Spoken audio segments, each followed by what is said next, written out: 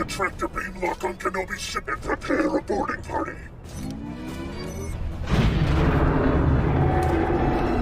What's up, meta nerds? This video will be a complete breakdown of the Requisite class light destroyer. We will cover its history before, during, and after the Clone Wars, examine the larger variant that was more than twice its size, do a tour of the interior and exterior, and understand its armament, complement, role within a CIS fleet, and even end on some behind the scenes facts. If you learn anything new, please hit that like button, as it really helps to promote the video in the algorithm, and shows me you want to see more videos like this. And comment your thoughts on the Requisite, as well as what you'd like to see in future videos. But with that, let's head to the Outer Rim world of Dak to see where this thing was first constructed. To most in the galaxy, this watery world was known as Mon Cala, named after its more popular species, the Mon Calamari. But Dak was the name the natives called this world, a place that was home to a rival high-tech people, the Quarren. These two species had been at war for most of their history, with the Calamari usually winning and lording over their more aggressive neighbors. But around 1,000 years before the Battle of Yavin, the planetary government was able to keep the peace long enough to focus their efforts on constructing enormous shipyards in orbit above Dak.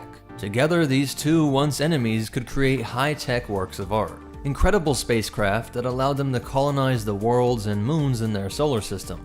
Despite the shared effort by the Quarrens at every level from welder to engineer, space freighter to planet homesteading, the shipyard that would come to be renowned throughout the entire galaxy was called the Mon Calamari Shipyards. Even just calling it the Dak Shipyards would have gone a long way to show unity. And over the next 1,000 years, the tensions between these two species never died down. And when the entire galaxy was fracturing in the mid-20s BBY, the Quarren were finding their interests more aligned with those pushing for secession from the Republic. The Mon Calamari declared that their world would remain loyal, and this separation along species lines resulted in the latest of countless civil wars between these people.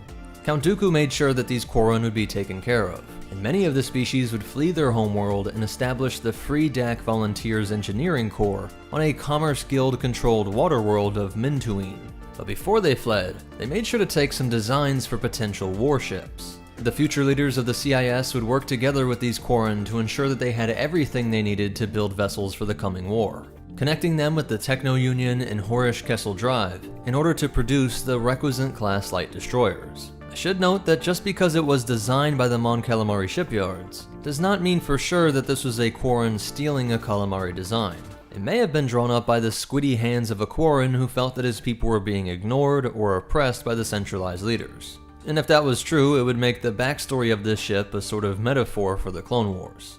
This destroyer was built around cutting-edge automated droid brain technology, which is what gave it its skeletal appearance, as many systems and sections for crews were not needed, allowing it to operate with only 300 crew, which themselves could be droids, while it could store an additional 40,000 battle droids. There were still several habitable decks located in this main area, but the majority of this ship is dedicated to the cargo, which would store the droids, weapons, and supplies for the CIS.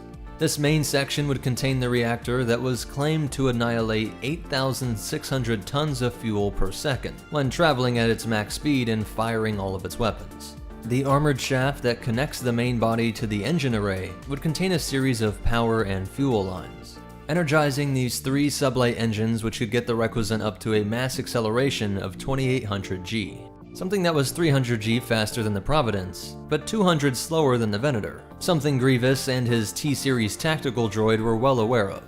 The enemy ships are faster and more maneuverable. I suggest caution.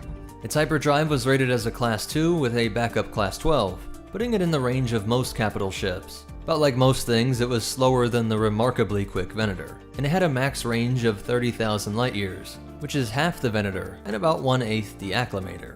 Like almost all spacecraft, it is equipped with an energy shield, and the armor is rated at 430 RU, which puts it in the range of the Nebulon B. One of the most unique features were these double-layered armor plates. Even if it was hit by armored penetrating missiles or heavy turbolaser fire, that would smash through this and into the second layer, an excellent way to block shrapnel from blasting through the decks. Though it does beg the question why this idea wasn't used around this weak junction between the engine array and the main body. It seems like you could have just easily made a series of tubes over the sections to have the same effect, but over an even more crucial area.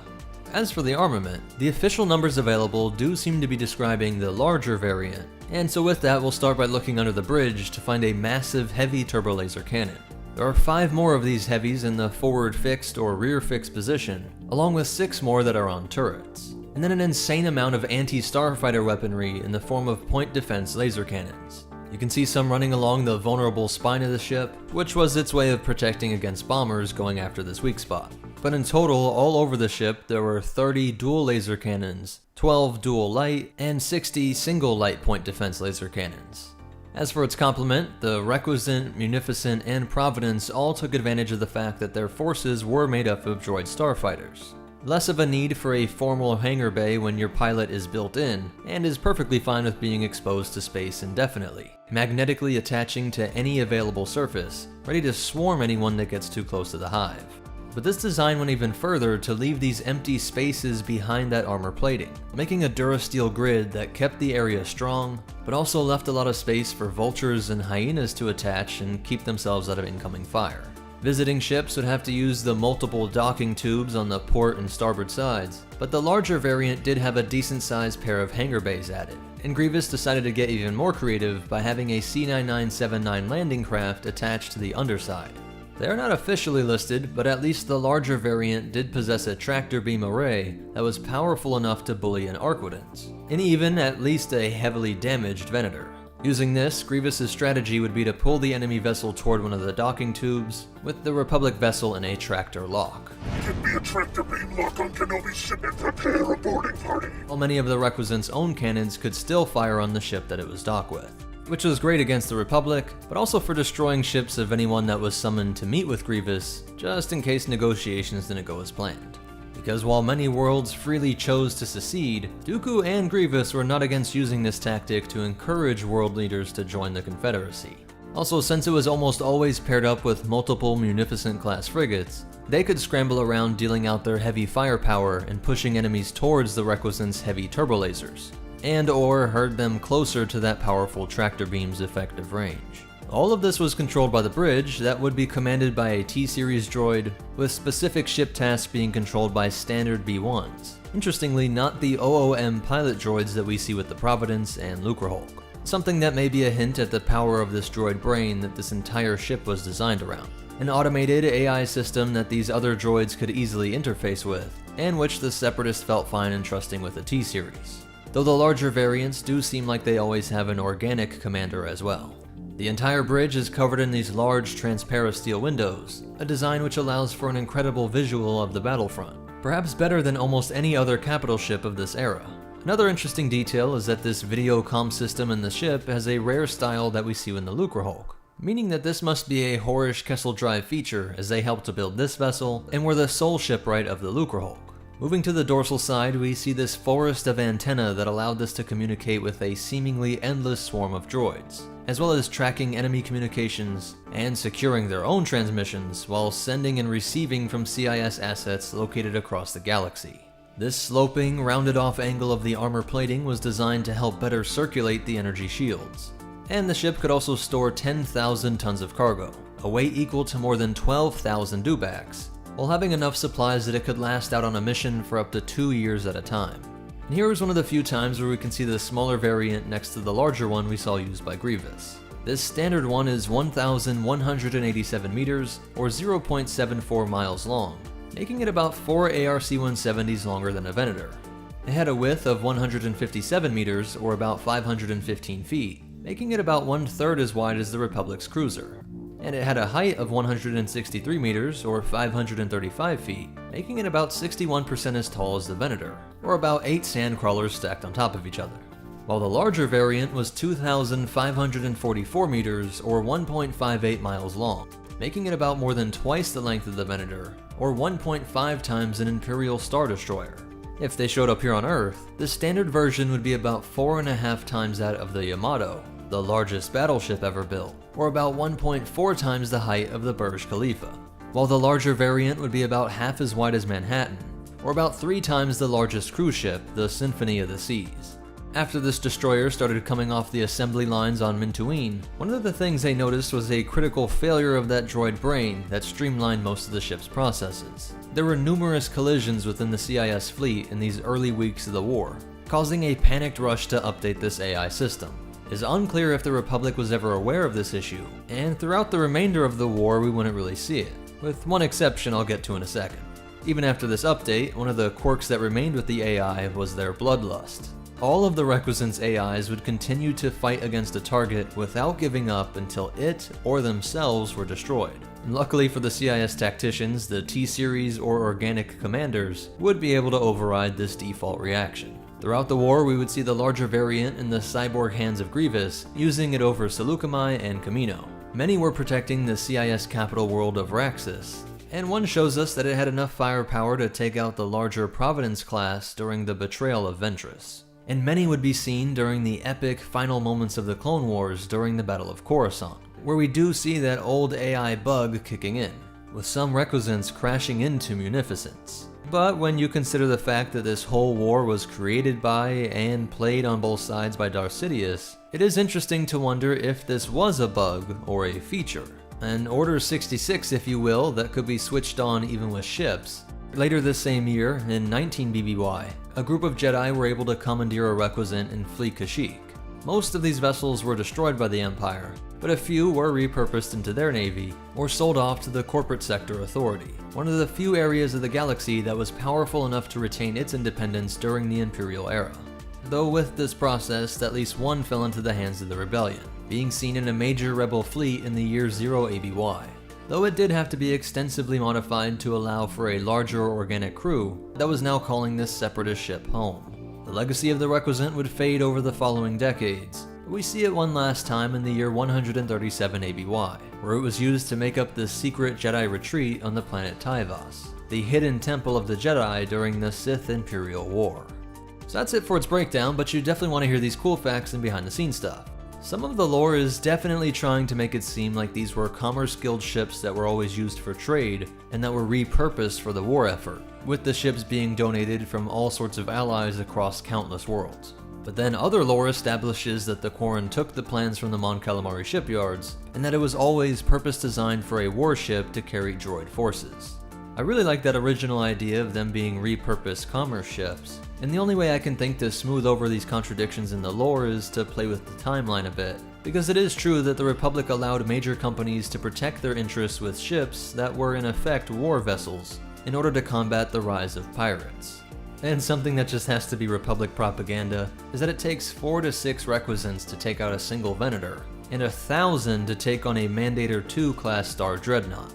The first time a Requisite was depicted was actually in the game Republic Commando, and then it was in Episode 3, followed by tons of appearances in novels and comics. As for sources, in canon we have the Visual Encyclopedia, Complete Vehicles, Rise of the Separatists, and Star Wars Armada, while Legends has the Essential Guide to Warfare, Complete Encyclopedia, Cross Sections Book, and Complete Locations. So that's it for the Requisite Class Light Destroyer.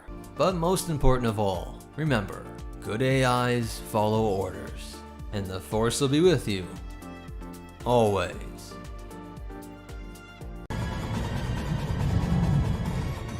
They're back. Oh. The Empire. They're back. What's up, meta nerds? This video will be a complete breakdown of the Class 546 cruiser, which is essentially the Imperial successor to the Arquitens class command cruiser. We'll use everything available to do a complete breakdown of the ship, from its weapons to complement, a tour of the interior, and take a wider look at the role of this ship, and even some speculation on the manufacturers, and some interesting behind the scenes facts. The Arquitens had been constructed by Kuat drive yards for use by the Republic during the Clone Wars, and they would continue producing this vessel into the Imperial era. There were some models that were not altered in any way except for the paint job, but most did receive some updates that cost up to 4 to 5 million credits, and included changes to the interior and weaponry. Racks for the new TIE fighters were installed, while the interior was redesigned for the dramatically increased crew, and storage for all the consumables that they would need. And then there were even some special Arquitens that received an even more dramatic overhaul, like the Thunder Wasp that got a larger hangar bay, and was a vessel upon which the then Captain Thrawn served as first officer. This craft was crucial to the Imperial victory over the Battle of Umbara. By the time we see Moff Gideon, circa 9 ABY, Thrawn is believed to be involved with some military presence in the galaxy. I should point out that one of the things Thrawn was known for was critiquing Palpatine's obsession with making ever larger ships, thinking that battle stations like the Death Star and Super Star Destroyers were a waste of resources. Better to have a more nimble fleet of ships in the size from Arquidens to Victory, since they all had more than enough firepower. And just in case someone sprinkled some force magic on their torpedoes, or flies a tiny A-wing into your bridge, you don't have to lose a spaceport-sized asset. It is possible that this is not Moff Gideon's flagship, and perhaps he does have an ISD out there somewhere. But I think Thrawn's philosophy makes even more sense when you are an Imperial remnant force. This vessel, its armament and complement, is more than enough to oppose any opposition they would face, while also being more easily supplied and staffed, as being able to adapt to the abrupt collapse of supply lines after Endor had to be one of the most difficult parts of retaining power from the Imperial into the Remnant era. Almost all Imperial ships artificially increased the crew number from the Republic era, often by ridiculous multipliers, that led most to believe that this wasn't as much a statement of the technological needs of the vessel, but the result of Imperial politics. The Emperor wanted to have as many people as possible in debt to his war machine. So while the Republic Arquidens crew maxed out at 100, the Imperial variant now stated that it needed a crew of 750. This more than 7 times increase cannot be explained by anything else. It's just another example of how Palpatine was willing to kill 3 birds with 1 force choke. With these larger crews, it was a great way to deal with the potentially rowdy young people from the lower economic rungs of society, giving them jobs while also building an allegiance to the military. You entered this facility as children, and in a few short weeks, you will leave as soldiers. By the time you complete your training, you will be prepared to serve your Emperor. Big Palpy was providing you credits, and the rebels were the ones killing your friends and trying to take away your paycheck. But of course, once those rebels proved victorious over Endor, these bloated crews had to be cut back. And though there are no official numbers for the crew sizes of the Class 546 cruiser, it's safe to say that it would have been a lot closer to that 100-man crew. As for the changes in weaponry, like we saw with the larger capital ships from the Venator to the Imperial Star Destroyer, there was a decrease in pure offensive and destructive capabilities, and an increase in things like tractor beams and ion cannons, reflecting a change in enemy from hordes of powerful droid fighters and CIS capital ships to the sneaky and fleeing rebel hit-and-run vessels. No more heavy port and starboard quad laser cannons, but it did retain the 4 launch tubes for missiles or torpedoes, and the dorsal and ventral pair of twin light turbo lasers, while adding a tractor beam projector for trying to detain rebels. Interestingly though, there was a variant of Republic Arquidens that did have a ventral laser cannon. The shot fired by the Class 546 that took out the Razor Crest could be a turbo laser blast, but every time we see those being fired, it's all 4 of the guns firing at once, never just that one bolt. So perhaps it was a separate weapon like a ventral gun. Though I admit I cannot find it, but if you think you spot something, be sure to comment it down below. And as a side note, we get a very unique look at the ship's heat signature. Note that it's showing that the hottest parts of the ship are the engines and the shields. Interestingly, not the weapon that was just fired, proving just how demanding those hangar shields are. And as for the sublight engines, there are 3 primary engines, while it adds 4 secondary ones for improved maneuverability and acceleration, while likely staying with a Class 2 hyperdrive, as that was what almost all of the Imperial capital ships possessed. Only things like starfighters and the Venator had faster Class 1 hyperdrives. The most unique tool in Gideon's arsenal are the 3rd generation Dark Troopers. They would deploy from these side hangars, while being stored in their own designated chamber. This was a room along the outside edge, and like many on spacefaring vessels, it could be vented to remove unwanted cargo or dangerous materials. The midsection of this ship is one enormous hangar that has port and starboard openings, while there was also a smaller ventral bay. This may be similar to this area on the Venator, which had a crane that could secure a ship or vehicle, as well as move cargo. So although it's a small space, the compact TIE Fighter rack design does make it so that this space could contain a few TIE Fighters. And then there was the most impressive part of this ship, that central launch tube. This isn't just an exit, but is described as a launch tube, and notice how the TIEs accelerate, jolting ahead here faster than their normal acceleration. These blue lights that line the opening are not found in any other ship, and can be reasonably assumed to be making this opening function as a railgun that shoots out TIE Fighters, either through magnetic force or a series of repulsors. These 4 exits made for an incredibly rapid deployment of its complement, Just another thing that would be right up Thrawn's alley. Having a powerful mid-sized ship that could deploy a swarm of deadly fighters quicker than any other vessel out there. The railgun being perfect for the near zero resistance environment of space. Official reports say that it held at least 8 TIE fighters, but I wouldn't be surprised if it was 12 or even 24 total, since a squadron is 12 fighters. So it would be weird if it carried less than 12.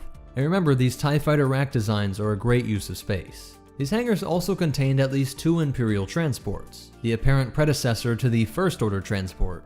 And so while the Dark Troopers had their jetpacks, these transports were perfect for moving Gideon's wide array of specialized equipment and troopers, having both mortar troopers and E-Web gunners, in addition to the previously shown flame trooper, proving that the Empire retained its strength if it did lose its size.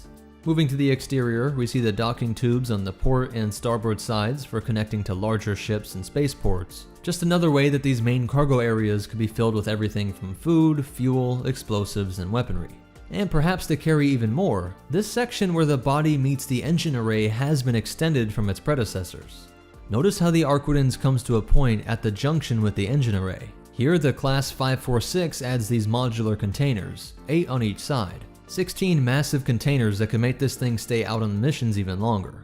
There's also a slight change in that central rectangular strip along the dorsal side that's been widened a bit more and raised more than its predecessor. But one of the biggest changes is on the bridge. Look at how narrow the bridge was in the original Arquitens, but in the Class 546 the space is now closer to that of the Venator or an ISD. Having multiple terminals being operated by engineers, pilots, shield operators, communication specialists, security officers, and others, while the center of the room contained a large hollow terminal. This allowed Gideon to pull up high-res scans of locations and design battle plans, and we know that this ship has the ability to send long-range encrypted messages. When we come out of hyperspace, send an encrypted message to Dr. Pershing. Let him know we have got our donor. That message is possibly going to Camino, Coruscant, or Biss. My speculation is that cloning researcher would be on the cloner's homeworld, or maybe the capital of the galaxy, hiding in plain sight where he could surely get access to anything he needed, or on Biss, where Palpatine was resurrected in Legends. As for some other details, like most ships of this size, there are elevators that connect each deck, and surveillance cameras that line every hallway and room. It is interesting to wonder if much of this ship is empty. When this ship gets attacked, it's not like they faced off against hundreds of stormtroopers. So since this ship was likely built during the Imperial era, there may have been whole sections for barracks and mess halls that were just completely abandoned. A potentially subtle form of demoralization, as you might have a remnant trooper being driven to avenge those that were lost, but he may also be growing to lose faith in the Imperial propaganda, likely having joined out of financial need, or at most out of a hope to be part of such an incredibly powerful military. Now looking down empty corridors and sitting in cavernous mess halls may have left some troopers feeling like they were holding on to a lost cause. Another thing to keep in mind is that Arquitens production stops in 4 ABY, but pirate groups and security bureaus held on to a few, and in Legends at least were able to hold on to them at least until the year 20 ABY, which would be 11 years after the events of The Mandalorian. And while we've been assuming that this was retained by Gideon throughout the fall of the Empire, it is possible that this was produced after Endor. Gideon, or perhaps even Thrawn, may have requested a ship with certain specifications to be fulfilled by the shipwright. As for which company that was, it could not be Kuat Drive Yards, as they were captured by the Rebels/New Republic forces in 5 ABY. So we can take a clue by the manufacturers that would end up working for the First Order. The company that supplied the capital ships was Kuat and Trala, and the TIE variants and shuttles were from Sinar Jamis. Execs and engineers from Kuat Drive Yards and Sinar Fleet Systems fled after the New Republic takeover and found partners in the smaller but still capable shipwrights on the planets Entrala and Jamis, which were located in the Outer Rim, conveniently being the 2 planets directly flanking Munilist, the homeworld of the Mun banking clan that had funded both sides of the Clone Wars. I have a separate video breaking down this ridiculously obvious clue as to who funded the First Order, so check out the card or description if you want to see that. Whether this ship was an Imperial holdover or something designed by Gideon or Thrawn, I think it is perfect for the Imperial remnant. So that's it for the breakdown, but you definitely want to hear these behind the scenes facts. Sadly, I had to leave the size breakdown to the end here. This was confusing the Bantha Poodoo out of me, and then I tried seeing if anybody else was having luck with it, and there were a couple great threads on Reddit and Twitter that I found. Shout out to these guys, as this was way more detailed than what I was doing, and it does focus on the Lambda versus the TIE Fighter size. On Reddit, we see how really the size of the Arquitans has been off from the official stats and what we see on screen. But I really liked user ProPeach's post showing that it could be the 546 cruiser at 650 meters, which is reasonable for what is essentially an Arquitans 2, and the Empire always makes a bigger version of the predecessor, and would make for a cool spot between the Arquitans 1 and Victory. But that doesn't make sense with the launch tube. What the Twitter thread shows is that the only way to have that opening make sense is if this is some sort of mini Lambda variant. Less than half the size, but then that doesn't really make sense either with what we see on screen. So sadly, this may just be one of those ship sizes that we shouldn't think too long about. I still think it's a cool and useful design, and I'm sure there'll be some sort of official size for it in the future, even if, like with the original Arquitans, there's some inconsistency with how that's shown on screen. But what did you guys think of this ship? Did you like the TIE Fighter railgun idea? And do you think a ship like this makes more sense for Remnant forces than something like a bigger Imperial Star Destroyer? And what do you think about this maybe not being Gideon's flagship, that maybe has a larger fleet hidden somewhere else? Let me know in the comments down below, and leave a like if you like this video, as liking and commenting are the best ways to show your support, since they really do help promote the videos on the YouTube algorithm.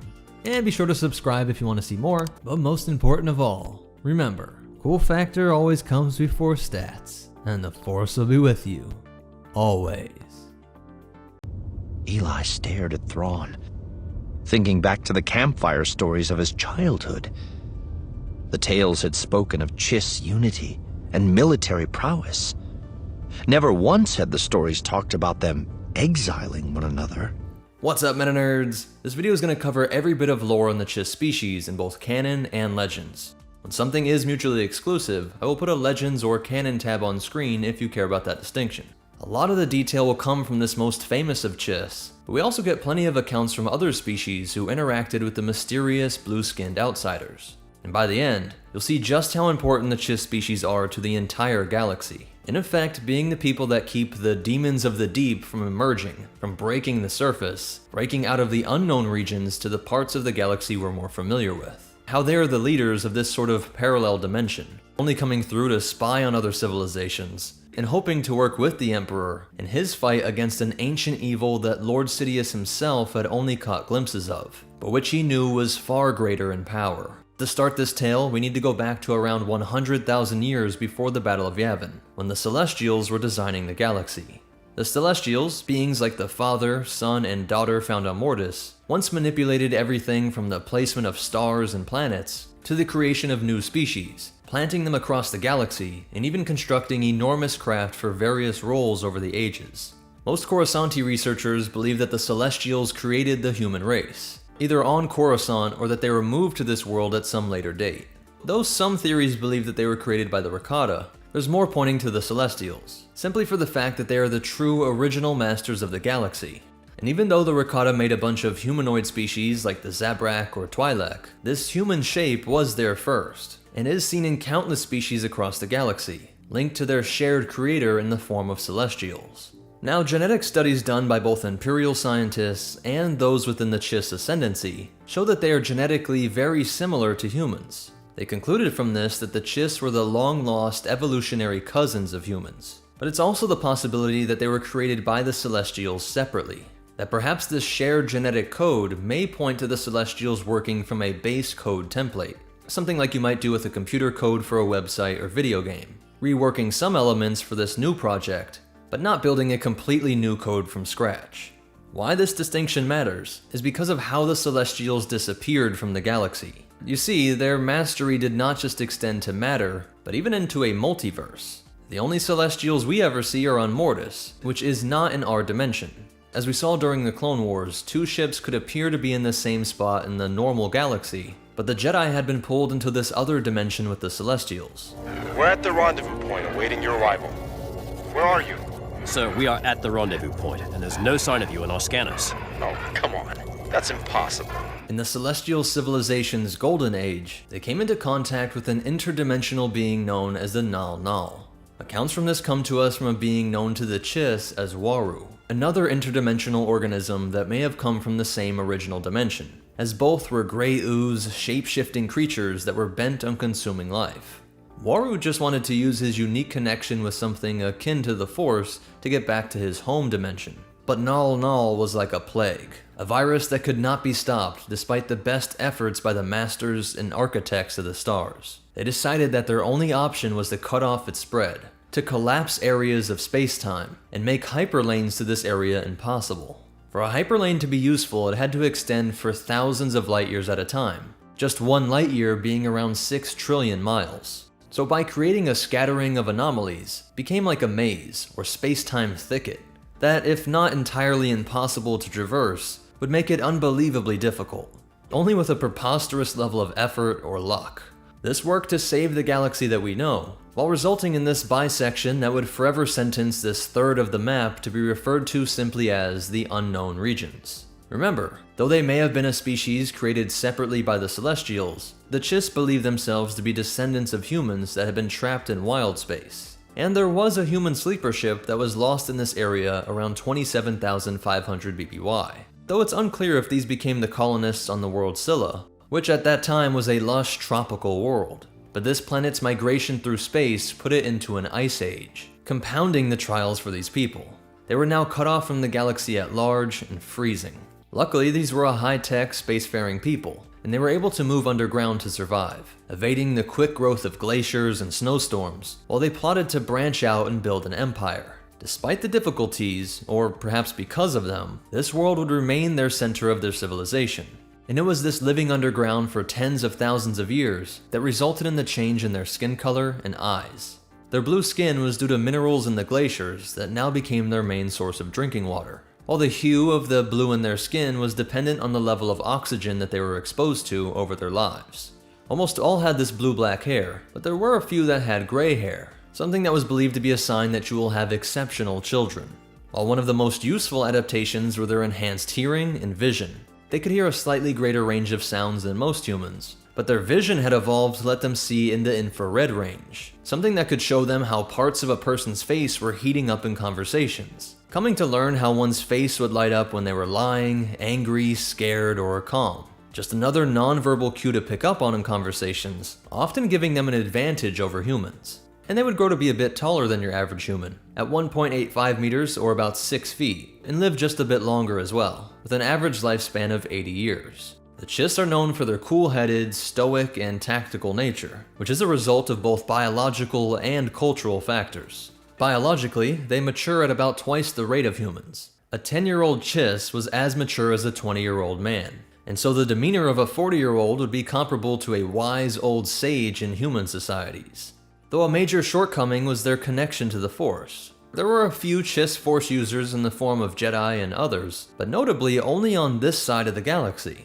In the unknown regions, most Chiss would lose their Force abilities as they grew out of childhood. And this isn't lore here, but I speculate that this could be the result of manipulation by the Celestials. When they altered space-time to cut off the spread of the Nal Nal, these master wielders of the Force may have done something to alter the connection with living beings in this area. Maybe as a way to deprive the all-consuming gray ooze of Force-wielding slaves.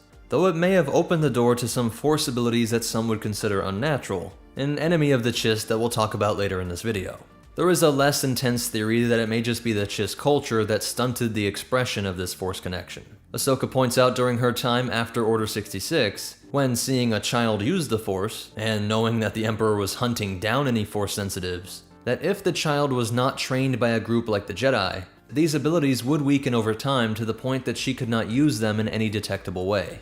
This might be a good explanation for what's happening here, but the only problem I have with this is that the Chiss had a very good reason to keep around Force users. The way that they explored space in this space-time thicket of gravitational anomalies was to use mostly young female Force wielders as navigators. These children would be pressed into service for the Chiss ascendancy, and help with the slow and careful journeys out from Scylla.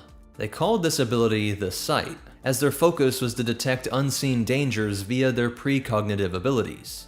This sense was called Third Sight, while telepathy was referred to as Second Sight.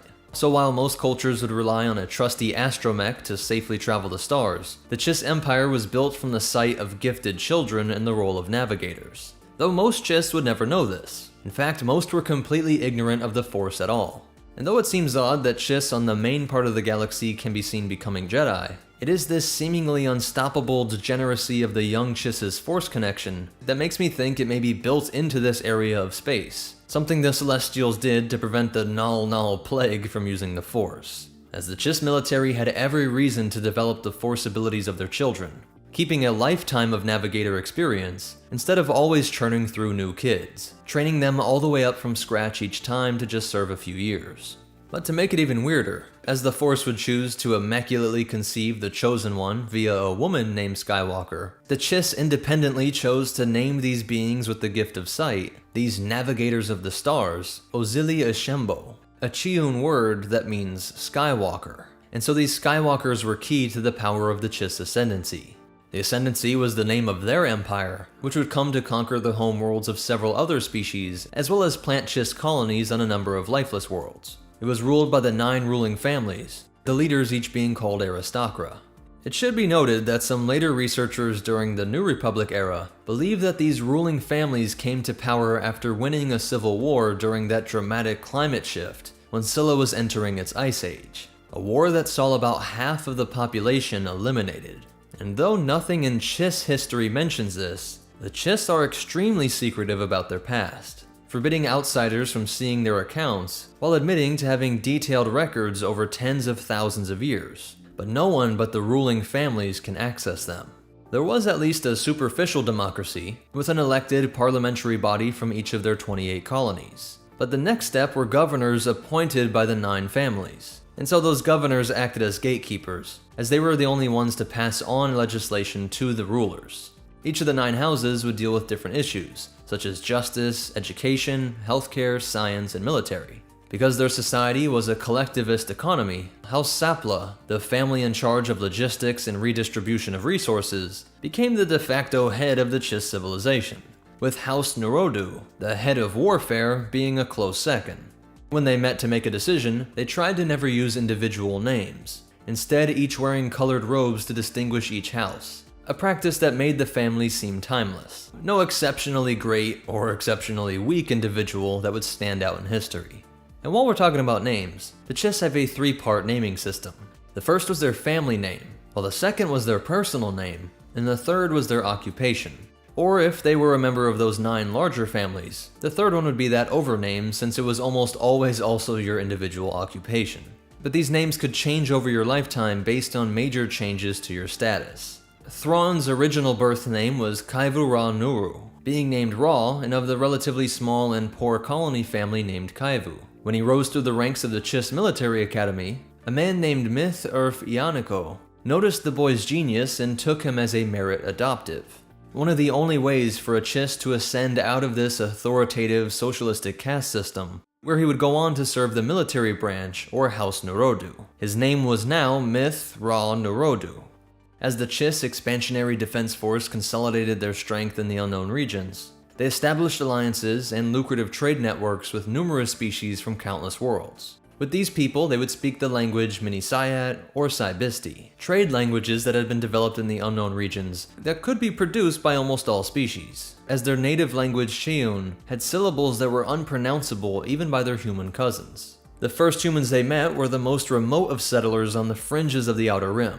Life always has a way of breaking through boundaries, and some were able to trickle through the celestial-imposed hyperspace thicket over millennia, having a handful of Chiss popping up on both the sides of the Old Republic and Sith Empire. But considering what we know of Thrawn's role with the Empire, I think it should be considered that many, if not all, were acting as double agents for the Chiss Ascendancy, with characters like the Chiss Jedi Nuru Kungurama, who conveniently dropped his Nurodu last name, and who, like Thrawn, was also serendipitously discovered by the Republic. While Thrawn was placed in exile to be discovered by the Empire, and to work his way up through the ranks of the military, Orama was picked up by the Jedi and rose through their ranks. Odd that such a series of events would happen on their own when it was already extremely rare for Chiss males to be force sensitive. I think this was the work of the invisible hand of the Chiss Ascendancy, the ruling family that had learned from this abrupt bisection of the galaxy and the sudden onset of an ice age, that they needed to collect as much information as possible, always trying to understand all the variables in the galaxy at large to make sure they weren't blindsided again.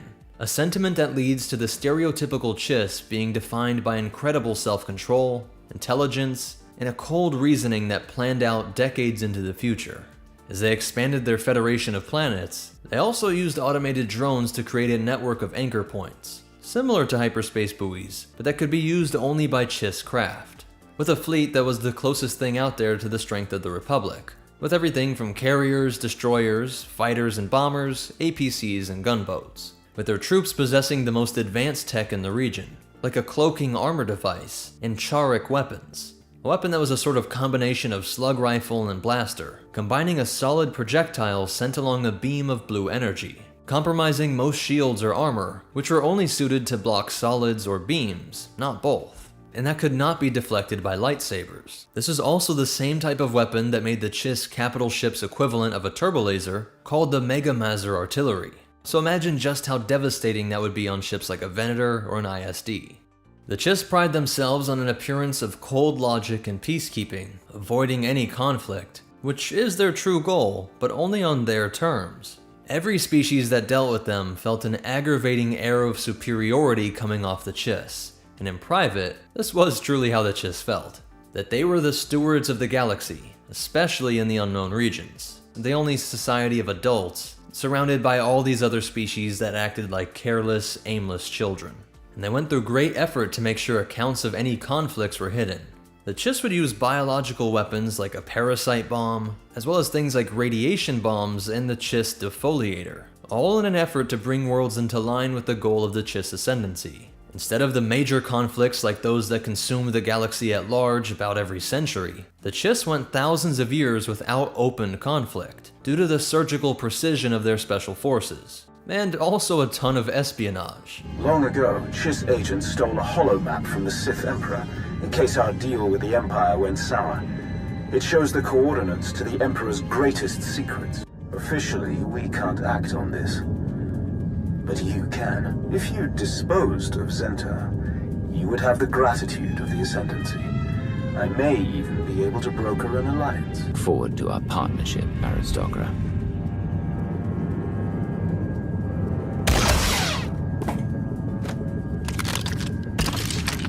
The Ascendancy thanks you. By around 4000 BBY, we see multiple Chiss in the service of the Old Republic and Sith Empire, as mentioned earlier with individuals like Thrawn and Kungarama, who infiltrated the Empire and Jedi Order. When the old Sith Empire tried to conquer the Chiss, they gave up without a fight, seemingly to be resigned to the role of a vassal state. They traded goods and even offered up military advisors and equipment, all in exchange for being able to retain their autonomy. Knowing how powerful the Chiss actually were, and how nearly impossible it would be for the Sith to maintain a campaign against Ascendancy space, with that hyperspace thicket being worse than Russian winters, I think it's reasonable to assume that the Chiss wanted to give aid to the Sith Empire. The Empire was essentially demanding to have Chiss spies in their midst, and to use Chiss technology against their rival superpower, the Republic. What better way to learn about these two superpowers outside the unknown regions? And proof that the Chiss were not at all conquered was in Zero Station on the planet Hoth. Somehow, they were able to keep the location of this base a secret even from their Sith allies, though they did put it to work to provide intel alongside other Sith installations on this icy world. This is a top-secret Chiss Ascendancy installation. Self-sufficient, running in parallel with the above-ground outposts. Paranoia at work. But our paranoia paid off. So again, we see that even others were aware of just how cautious the Chiss people were. The psychological and cultural remnant of those unforeseen disasters that formed their species tens of thousands of years ago. If you noticed, the only Chiss that other species are meeting are either those that were serendipitously discovered, or military representatives sent out from the CEDF. And as you should expect with this species, this was of course by design. Even within the unknown region, no one has ever had direct contact with Chiss civilians. At least no one that ever survived or documented it. This was a combination of their view of cultural superiority, but also just another layer of precautions, as the military was an incredibly well-refined machine, with each and every action approved by the Council of Superiors. Every interaction the Chiss had with an alien species was according to their plans. They could not risk the billions of variables that would enter the calculations if civilians were engaging outsiders, getting in feuds or romances that could drag them into a whole web of alliances that the Historicas could not control. By the year 1000 BBY, Lord Khan's Brotherhood of Darkness discovered a group of Chiss in the unknown regions, and were able to convince a legion of them to join their forces on the planet Thule. Again, likely they were spies trying to learn about this new Sith force. And this is the first time that outsiders would hear of the Chiss policy of avoiding initiating aggression or any form of preemptive strikes. Though it should be noted that throughout Chiss history, just entering into Chiss space was seen as an act of aggression, and some within the military approved strikes against any violating vessel. From the year 178 up to 28 BBY, the Chiss were starting to be introduced to the greatest threat in millennia. Though this is a spot where legends and canon will differ in details like names and dates, but notice in their core these are very similar threats. Legends say that a race considered to be simple barbarians, the Vagari, seemingly out of nowhere were becoming more aggressive and were raiding closer and closer to the Ascendancy's borders. This was the first sign of the coming invasion of the Yuuzhan Vong, the extragalactic force that would conquer the entire galaxy in years to come. These invaders had forced the barbarians to flee towards Chiss space, and it also forced the living, sentient planet Xenoma Sekat to also escape into this space. The CEDF was quick to inspect it, but assumed it was just a strange rogue planet caught in some gravitational current. In 27 BBY, a Jedi exploration force was traveling into the unknown regions. 6 dreadnought cruisers arrived in a mission deemed the Outbound Flight. This sharp increase in activity in their quiet part of the galaxy concerned a young officer Thrawn.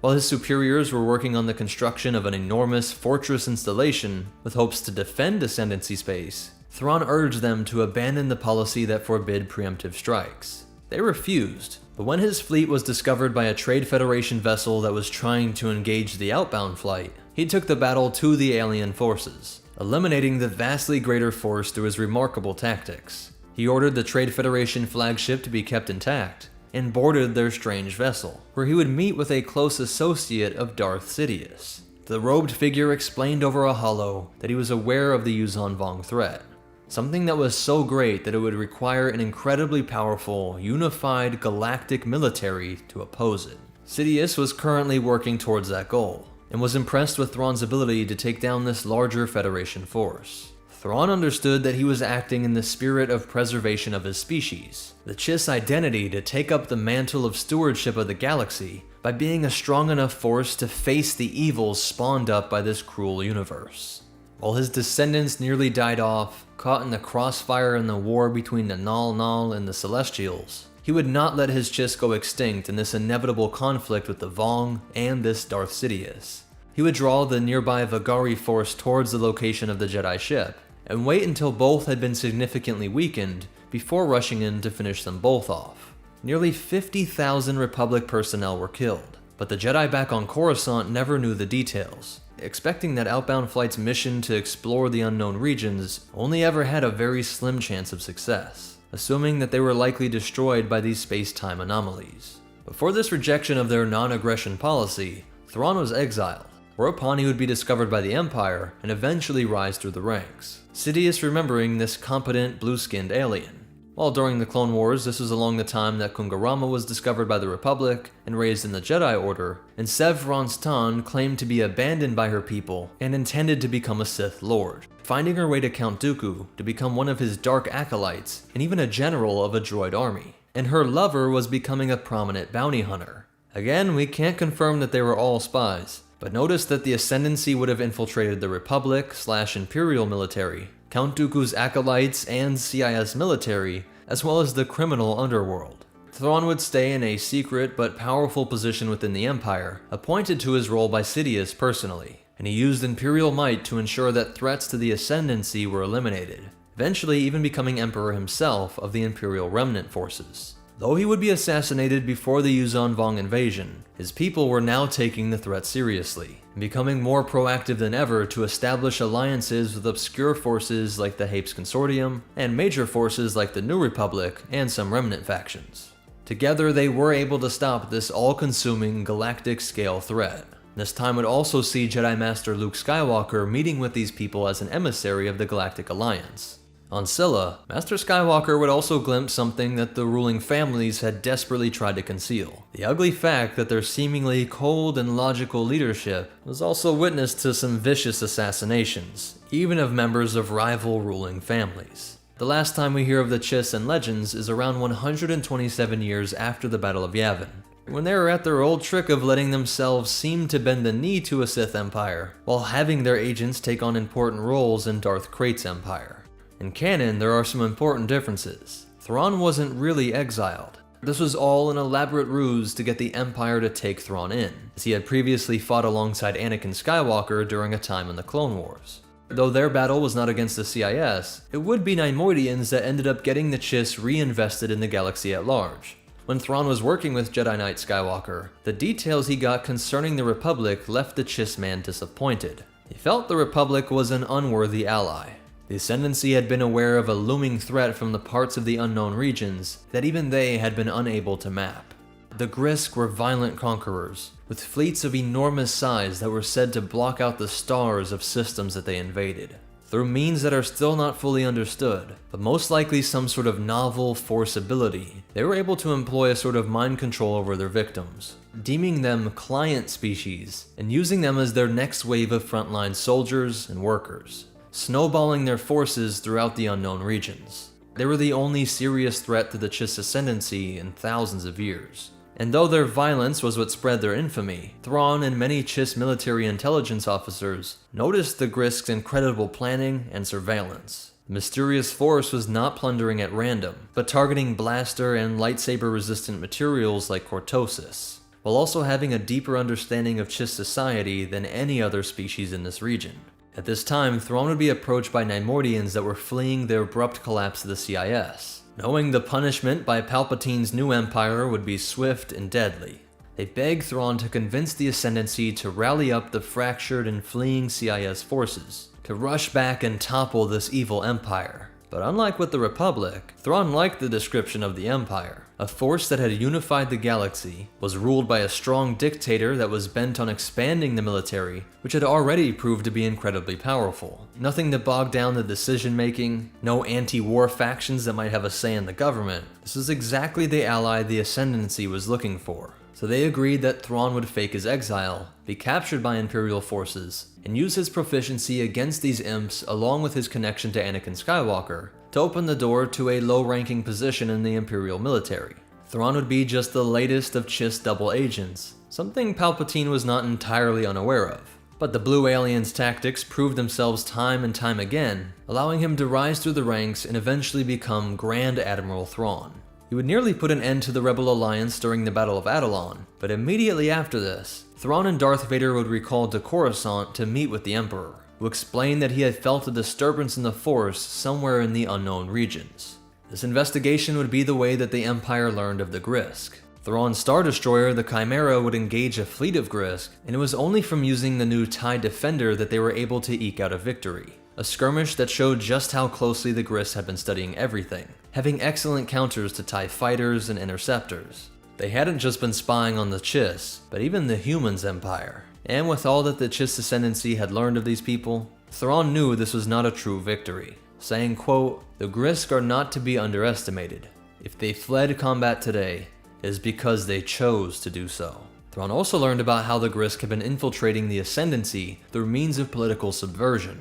For the first time in history, at least within the records allowed to be viewed by those of Thrawn's level, one of the populations under Chiss rule was being manipulated by an outside force. The Chiss were laying the seeds of disagreement within the ruling families. These people were an alien virus that emerged from the depths of the unknown regions that now might lead to a civil war within the Ascendancy, and one which eventually would spread to challenge the Empire as well. After another skirmish, this time over the planet Batuu within the western reaches, Thrawn could read the writing on the wall. He knew his people would have to act as a bulwark against the Grisk, saying to Vader, quote, "The invasion is coming, Lord Vader, but I have now bought the Empire time to prepare." Thrawn believed that this species posed an existential threat to life in the galaxy. All might become mind-controlled slaves to the Grisk, and he knew that this fight might mean the end of his civilization, but that the Chiss species' only hope for survival was to build up this strong empire on the other side of the rift. A rift that separated these blue-skinned, red-eyed people from their distant human cousins. These peoples, a Chiss-led empire and a human-led empire, would have to unify in this inevitable battle. So that's it for the story of the Chiss species, but you definitely want to hear these cool facts and behind-the-scenes stuff. I just want to explain this again just in case it was a bit confusing, but the force-sensitive navigators that the Chiss used allows you to travel through the maze of space-time anomalies quicker.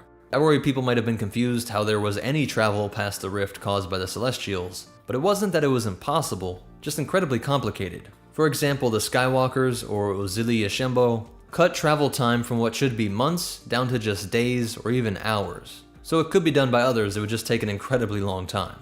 So that's how some merchants on the most outer regions of the Outer Rim occasionally dared to explore these regions, and how other species came in and out of this region over millennia. This concept of supernatural navigators is similar to the guild navigators in the Dune universe. The psychoactive drug spice gives them mental powers that aid in space travel.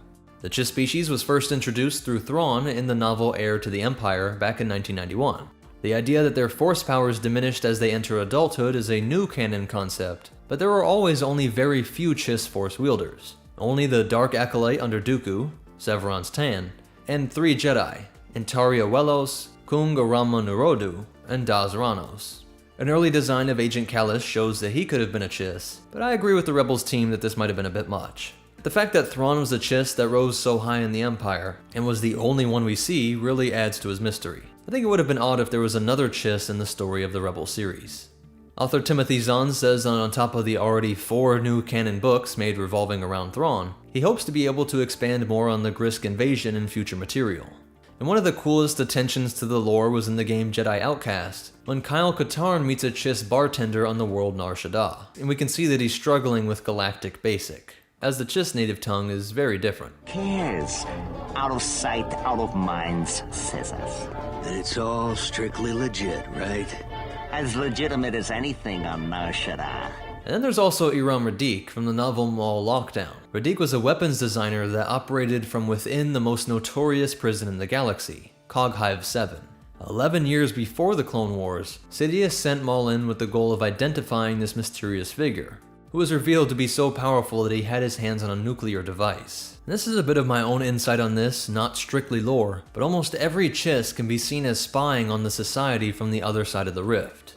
Notice that the Chiss we see in the galaxy at large are always at extreme ends of society. A respected Imperial Admiral, a Jedi or Sith, and criminals. I see it like this. The Chiss Ascendancy wanted to see how strong those powers are, learn their operations firsthand, but also see the weaknesses of those powers. How strong are the Jedi and Sith really? How about the Republic and Empire? How much disorder or corruption is there? That side is tested via the various bounty hunters we see over time, and beings like that bartender, which might not seem like much, but he's soaking up stories from all of the criminals that poured through the cantinas of the crime capital of the galaxy. A perfect way to get the story from that end. Or infiltrating the most secret prison facility and trying to arm various groups like the Bando Gora.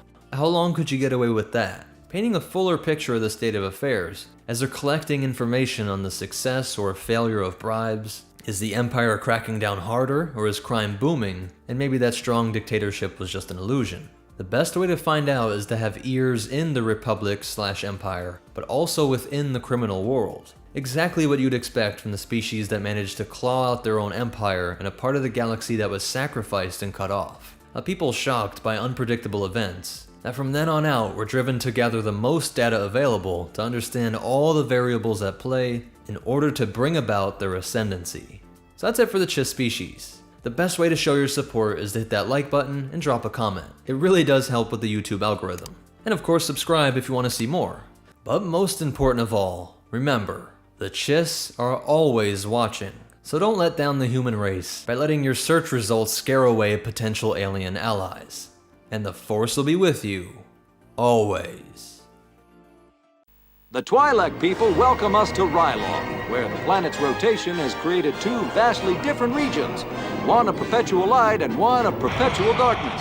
What's up, meta nerds? This video will be the complete history of Ryloth, using everything from both legends and canon to provide as much information as possible on the homeworld of the Twi'lek people.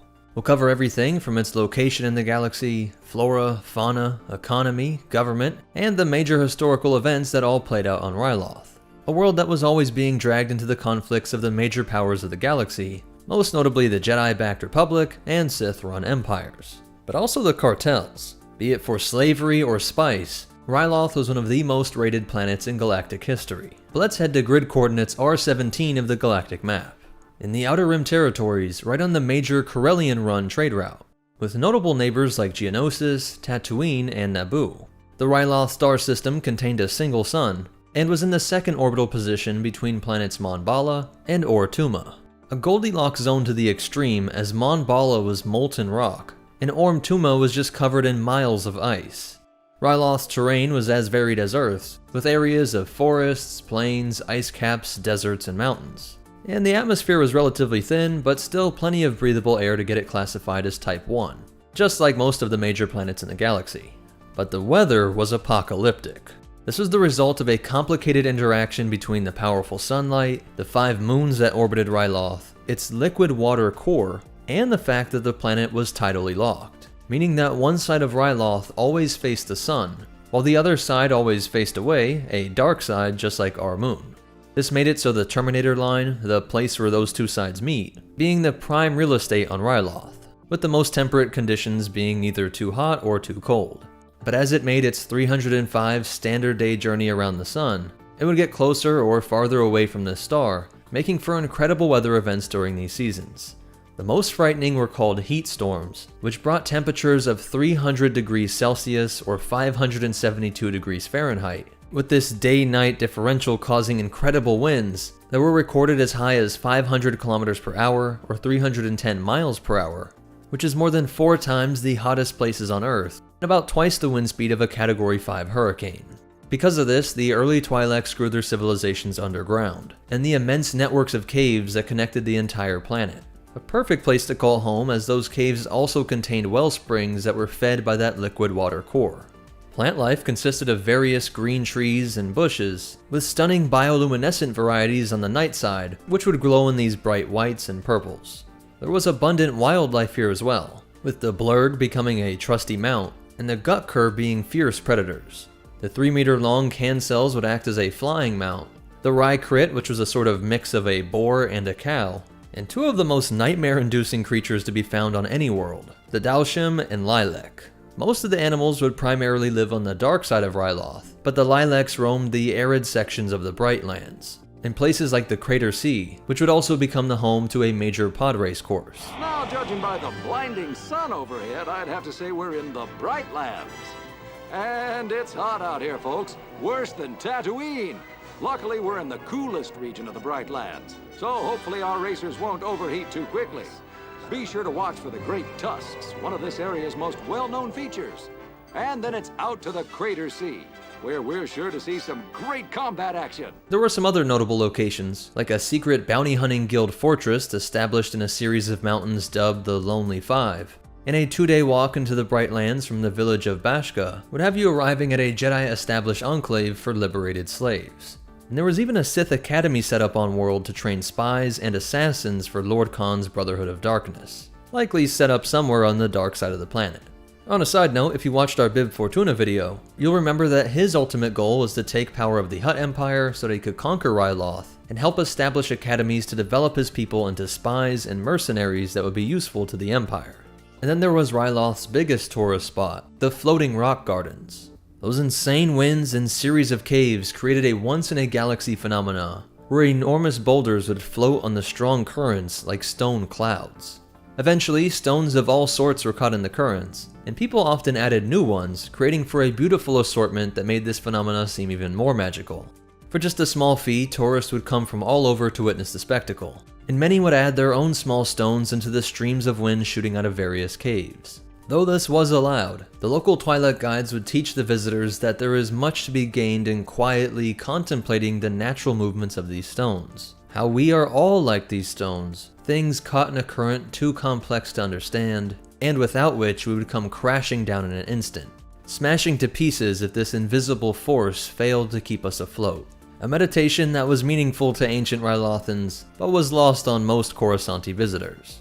But of course, floating, metaphysically significant rocks were not what most people thought of when picturing Ryloth. More like spice rocks, the mind-altering drug that could be processed by the substance Rill that was only found on Ryloth. But that was only after their first contact with alien species. When the planet was discovered by the Old Republic's explorers 10,000 years before the Battle of Yavin, The Twi'leks they discovered were not a spacefaring race. They used windmills to turn their most hostile climate feature into a way to power their homes which were carved into the sides of mountains as they increasingly found ways to move out from their deep cave systems. Their main sources of food were a cultivated mold, as well as domesticated rykrits for meat. The most populous race in the Republic was humans, and they immediately took an interest in the females of this twin-headed species. And it wasn't long before they realized that they could interbreed with these generally lean, athletic, and multicolored people. This ability of a human to mate with a Twi'lek, and other species like the Zabrak, is due to the fact that they were created by the ancient Rakata mother machine known as a Shah. I am a Shah, the mother machine. My children are as numerous as the Rakata once were. I called them Twi'lek, Zabrak, Eshka. Now the Twi'lek government was in the form of the Clan Council, located in the capital city of Lesu. Their council consisted of the 5 males that represented the heads of the 5 clans spread over Ryloth. This government would stay intact for thousands of years, even with its peculiar practice that when one council member died, all of the others would walk into the Brightlands until they eventually died of exposure or by being ripped apart by beasts. But one decision that the council either encouraged or failed to ban was the practice of families selling off their women to these new alien visitors. Remember, Ryloth is on one of the most lucrative trade routes in the galaxy. Now with Republic technology, this Outer Rim world was connected to the deep core, and could partake in the galactic economy. These aliens had no interest in their mediocre meats and farmed algae, but the female Twi'lek figure caught the eye of nearly all other alien species. From humans to Hutts, Weequay to Chiss, everyone seemed to be attracted to them. So the Twi'lek families sacrificed their women on the altar of high technology. Parents sending their daughters off never to be seen again, pleasing their buyers with exotic dances, or often much worse, while the rest of the Twi'leks were able to get their foot in the galactic door. It should be noted that merchants found ways around the Republic's anti-slavery laws by simply having these girls sign that they were not being forced into service, and that they were only selling those services on a contract with a start date and stop date, being paid with an outlined amount of credits. This didn't take into account the social pressure that all but forced them to become slaves, or rather I should put it so we don't get sued by the Hutt cartel lobby, forced them to become indentured servants. Many of these families would use these ill-earned credits to travel the galaxy and set up respectable businesses, creating a whole new life on places as diverse as Coruscant and Tatooine, growing their own families for many generations, and feeling no cultural ties to Ryloth anymore, or any sense of connection to this original sin of their species. And to be fair, we must imagine that there were still countless Twi'leks that either found employment with the alien visitors, or males that also sold themselves into indentured servitude, making it so they were barely above slavery in that first generation, but over time could partake in the galactic dream. But as this business model grew, Twi'leks started to enslave each other. No longer families setting up the contracts, but Twi'lek warlords would organize to attack villages and round up women for the off-world markets. And they would either kill the men or keep them to be worked to death as slaves, mining the latest vice to be discovered on Ryloth. With the Republic's advanced civilization came the technology that could detect the medicinal properties of a substance in the ground that would come to be known as Rill, named after Ryloth. This was a gold rush for drugs, as there were several forms of drugs classified as spice that could be developed into a wide array of helpful, therapeutic medicines, or into any manner of stimulant, depressant, or hallucinogen for recreational use. And there was the fact that just like with the contracted workers loophole, the fact that this could be legally mined and sold if intended for medicinal use, meant that you could legally open up a spice mine on Ryloth. This is what finally drew in the big players, as the small-time Twi'lek slavers were conquered and either destroyed or hired out to manage the operations of galaxy-spanning cartels, like those of the Hutts, Pikes, and Phalines of Black Sun. This explosion of criminal elements would remain a permanent feature of Ryloth from the year 4800 BBY on, resulting in 24% of the population being off-worlders, and their global population being only 1.5 billion, with the vast majority of Twi'leks leaving their homeworld, abandoning it to the rule of crime. It is true that ostensibly their council still ruled, but we must assume that with the amounts of underworld credits flowing into Ryloth, and the fact that it would remain this way for thousands of years, the majority of the actual decision makers must have been in some way corrupted by these alien crime lords. And then what grew out of this that made it even worse is that because it was now a powerful economic world, specifically within criminal elements, it was always attracting Jedi and Sith. the Jedi continuously chasing down some dangerous new spice shipment, high-level thug, or assassin that was somehow linked back to Ryloth. And then on the other end, there were Sith that were often working alongside these criminals, which meant that during the several wars between the Old Republic and Sith Empire, not to mention the civil wars amongst the Jedi and Sith themselves, Ryloth was often dragged into military-scale warfare in addition to the endless cartel wars. This was just another reason for the Twi'leks to feel even less of an attachment to their homeworld or have any desire to return. But it should be noted that the most famous of their species were all born here, even though only a small percentage of Twi'leks ever saw Ryloth. Anun Bandara was the Jedi watchman for the Ryloth system, and he would detect the presence of a young Aayla Secura, while Beezer and Bib Fortuna, Cham and Hera Syndulla were all born on-world, as were Senators Conestrel, Cham Frey Ka, and Orn Free Taa. During the Clone Wars that would break out in 22 BBY, Ryloth's location in the Outer Rim meant that it was one of the first to fall to the CIS, where it was secured with a massive blockade and heavy troop presence on-world. Senator Orn Free Taa wanted to keep the planet loyal to the Republic, but his people were pretty evenly split. Though some must have heard the reports of natives being used as living shields, you could understand why these people felt abandoned by the Republic. Still in the middle of a war between two superpowers, now 10,000 years after Ryloth was discovered. And that war would ravage nearly every city, and then their social structure was degraded even further. When the Empire took control, they did rein in some of the crime. Palpatine could not permit lawlessness, but he would leave some cartels in power to manipulate his people, though not letting them control an entire world or monopolize the spice rill. And while that might have seemed nice at first, the human high culture policy would push down all Twi'leks to the role of second-class citizens. Even the top members of the 5 ruling clan families could find themselves enslaved, hauled off to work some Imperial site. It did motivate many of them to secretly support the Rebel Alliance, and Ryloth would become a frequent pickup point for materials and intel.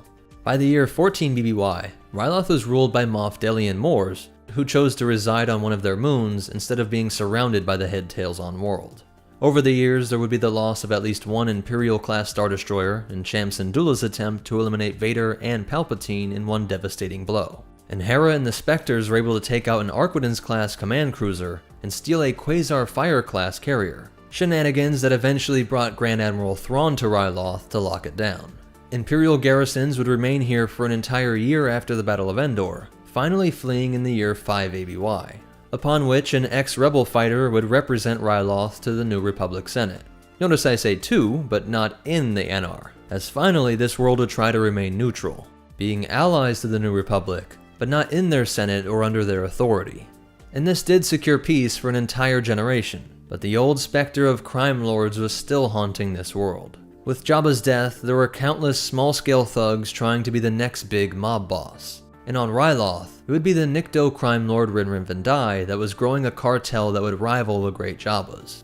Eventually, this cartel was so powerful that the Twi'lek emissary traveled to Hosnian Prime to make a plea to the Senate, saying this problem on Ryloth would grow to infect the entire galaxy. Today, Rin Riven's cartel presents a danger to Ryloth's future, and to free trade in our part of the galaxy. Tomorrow, however, it could threaten the rule of law in the New Republic itself, as the Hutts did in both the Old Republic and the Empire. Leia Organa would personally investigate the rapid rise of Rinrin Vindai's cartel, finding the first signs of the First Order, as funding to these criminals was coming from some military organization in the unknown regions. The FO using the spice trade to make incredible returns on their investments, while simultaneously corrupting the population of their future enemy in the New Republic.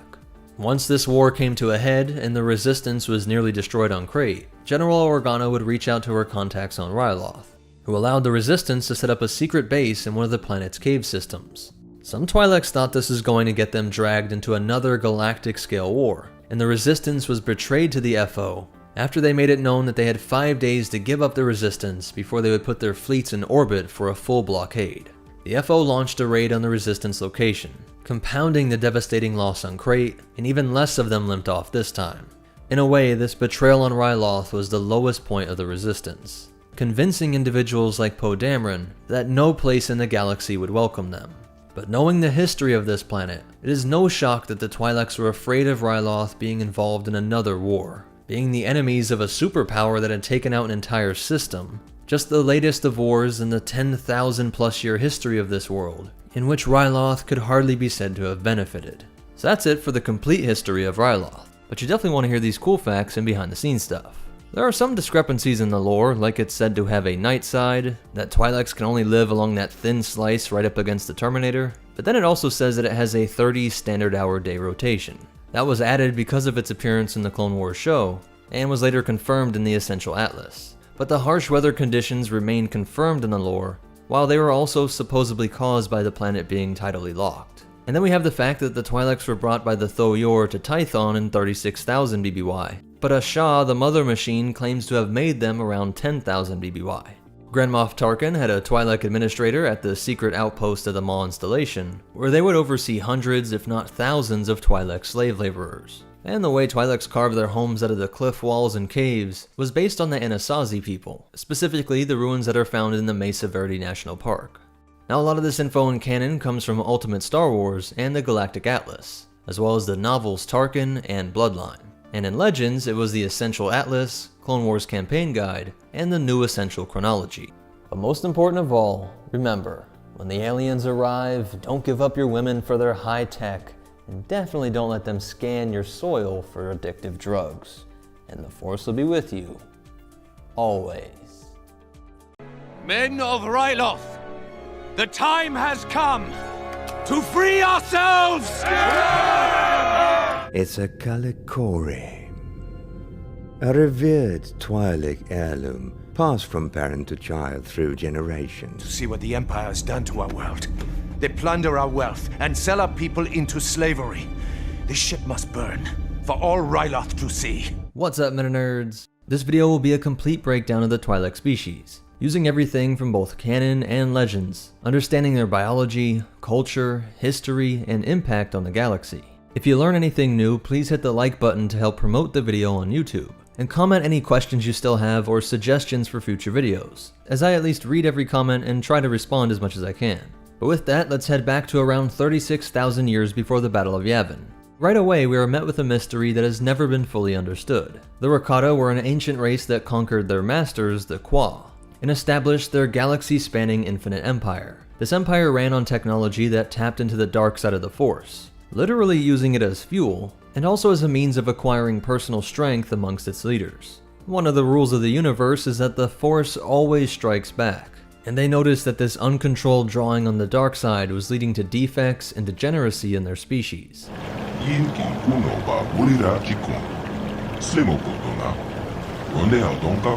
Trying to figure out how to beat this, they created an AI called Asha, and put it in charge of a massive factory that could create living beings, using the building blocks of other sentient species that had a connection to the Force to try and figure out why it was that the Rakata were losing their connection. My children are as numerous as the Rakata once were. I called them Twi'lek, Sabrak, Eshka. The mystery comes in that the Tho-Yor, the ships from the Force Nexus world of Tython that brought countless Force-sensitive species to Tython, did pick up Twi'leks in the year 36,453 BBY, a time that would have been during the peak of the Rakata's infinite empire, supposedly before they started this experiment with Asha.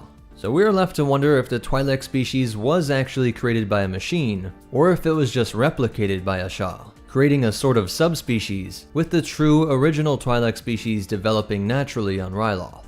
This is important because this seeming contradiction may actually be the missing link to understand why Twi'leks differ so dramatically. So keep this in mind throughout the rest of their story, a story that starts off with us understanding their biology.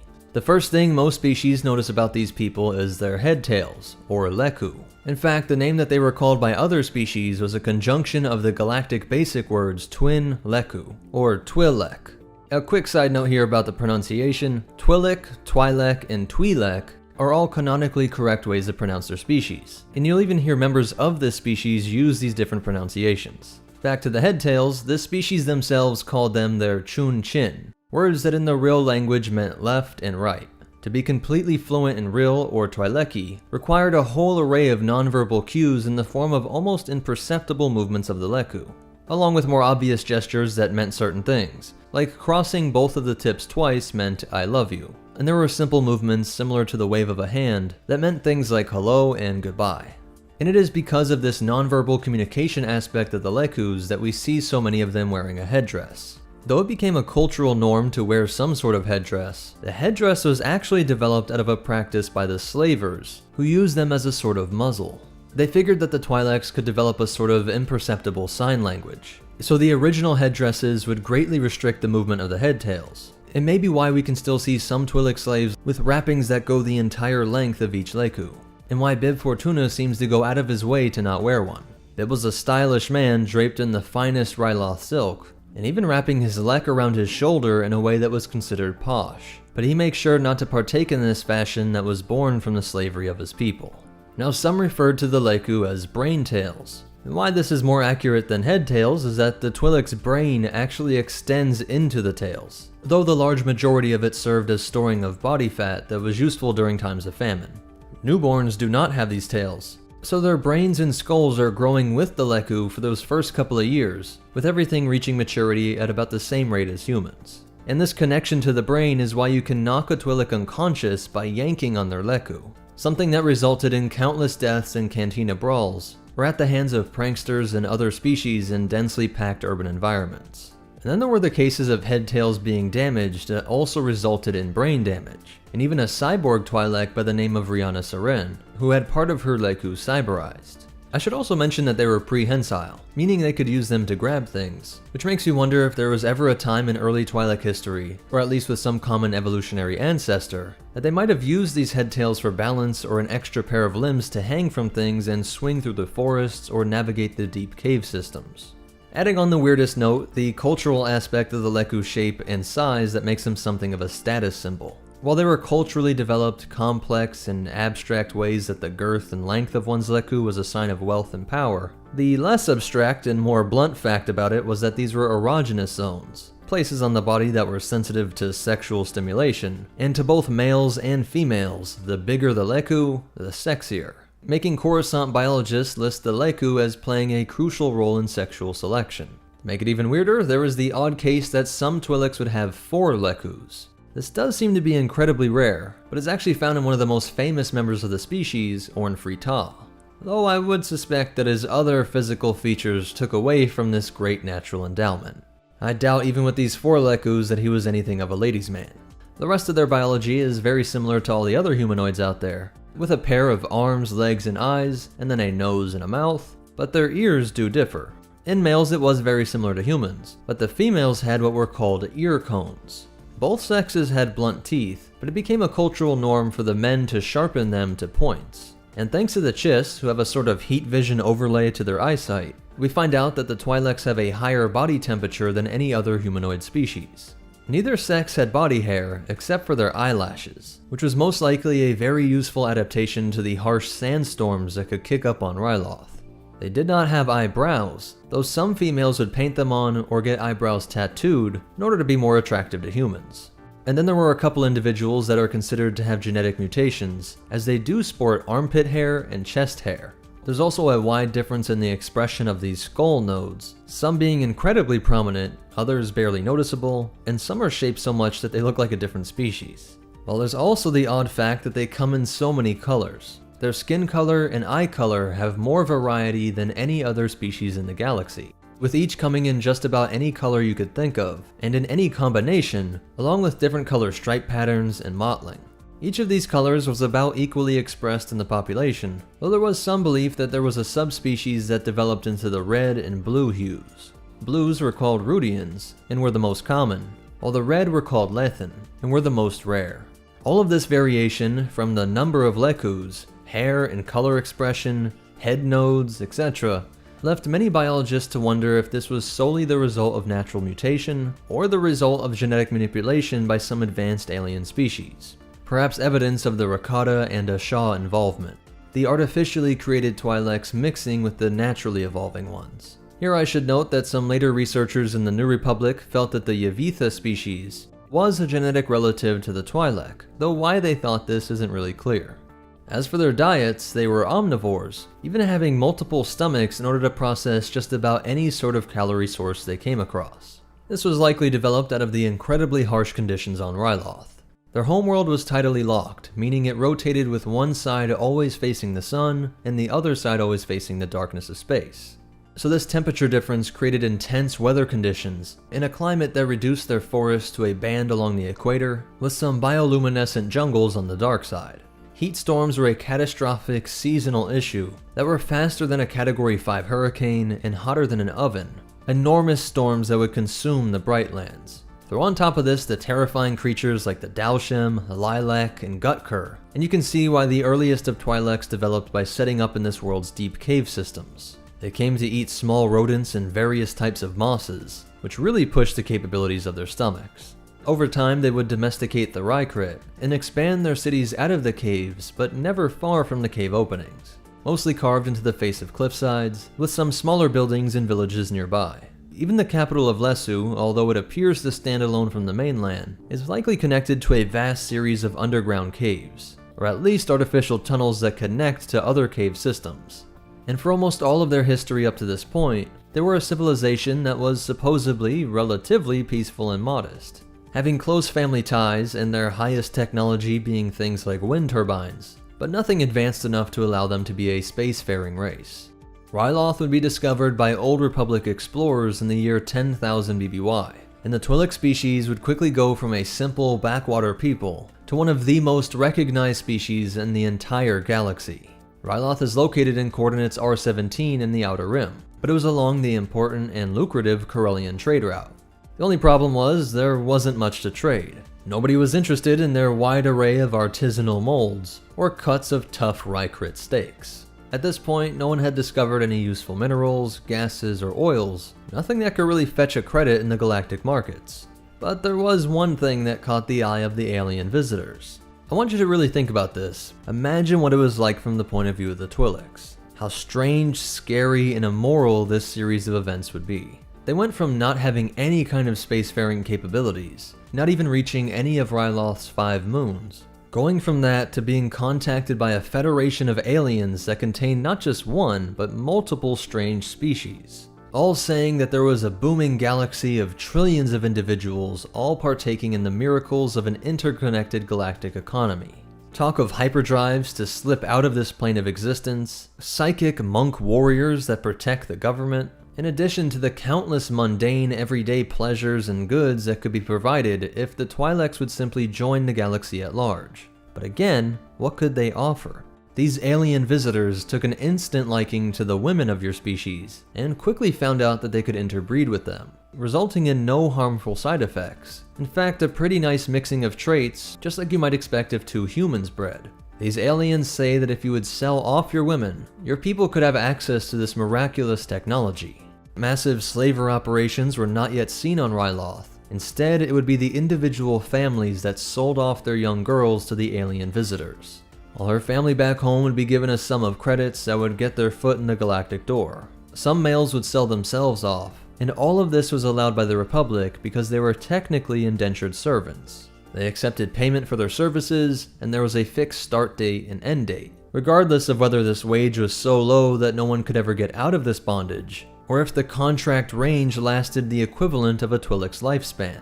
And so the Twi'lek leadership sacrificed their youth on the altar of high technology. And from then on out, they would be one of the most ubiquitous species in the galaxy. Next to humans, Twi'leks can be seen in more places and on more planets than any other species. All tied to the fact that so many alien species found them attractive, and that the males also sold themselves off to anyone who was buying. So everything from mines and shipyards, clubs and cantinas, to palaces and penthouses were filled with some form of Twi'lek servant. Their government on Ryloth was run by the 5 leaders of the 5 different clans that were based in the 5 largest cities on the planet. They did nothing to stop the trade, and many just reasoned it as being a necessary step in the great leap forward into the galactic economy. One of the ways this was rationalized by some of the clan leaders was that it may have been better for the children to grow up as slaves in a high-tech society than stay back on Ryloth with its gross foods, terrifying beasts, primitive medicines, and yearly fiery death hurricanes. But what was reasoned as necessary for the Twi'leks to catch up to the galaxy would become a staple of this world, and made this species one synonymous with slavery. As the trade grew, it was no longer families selling off their children, but many Twi'leks took up the new profession of slaver, launching raids on villages to collect as many people as possible, often with the assistance of high-tech alien weaponry. And then things got even worse. With the advanced medicine, communications, travel, and entertainment, came the tech that could do more detailed scans of their homeworld. It was discovered that the surface of Ryloth contained incredible quantities of a psychoactive substance, one that would come to be known as Rill Spice. Various worlds like Kessel had spice, but Rill was unique to this world, and hence the name. It had a unique combination of euphoric and sedative properties that combined excellently with another type of spice known as glitter stem to produce the new drug Glitterill, a process that involved feeding Rill to an energy spider and distilling this compound out of the spider's excrement. Users across the galaxy didn't care how it was made, they just loved the high. And almost overnight, Rill became one of the most expensive substances in the galaxy. The slaver warlords now went into the drug trade, and Ryloth was quickly becoming scarred by countless mining operations. Again, their 5-clan government did not intervene, either being impotent or outright corrupt, as there does not seem to be any recorded pushback during this time. And while many Twi'leks had hopes that they would quickly become the wealthiest people in the galaxy, the Hutts had other plans. The Hutt cartels were at the peak of their power during this time, having fleets of ships that were behind only the Republic, Sith, and Chiss, and so taking over a bunch of feuding warlords was child's play. The Hutts were already the masters of the galaxy's vice trade, having the infrastructure and connections to keep the Rill Spice flowing to every part of the galaxy. This drug went from the Twi'leks' golden ticket to the Durasteel chains that brought them even more slavery. Over the next several millennia, the Hutts would turn Ryloth into one big slave camp and drug production site. And it should be noted that the Republic claims that the slave trade started with the Hutts, but this may just be semantics, as there were accounts of Twi'leks being sold off as entertainers long before the Hutt invasion. It's just that with the Hutts came open slave markets, with no pretense of indentured servitude, but from the point of view of the girls who danced their entire lives in cantinas, slavery was not some new Hutt invention.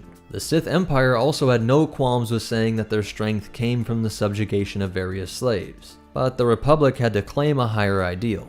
And the explosion of outright slavery under the Hutts of this era is what's being used by Republic historians to act like the Hutts brought this sin to Ryloth, when in reality the Hutts only refined and expanded the practice that began that fateful day when those old Republic explorers set foot on Ryloth, and both the people of the Republic and Twi'lek families began trading people for goods and services.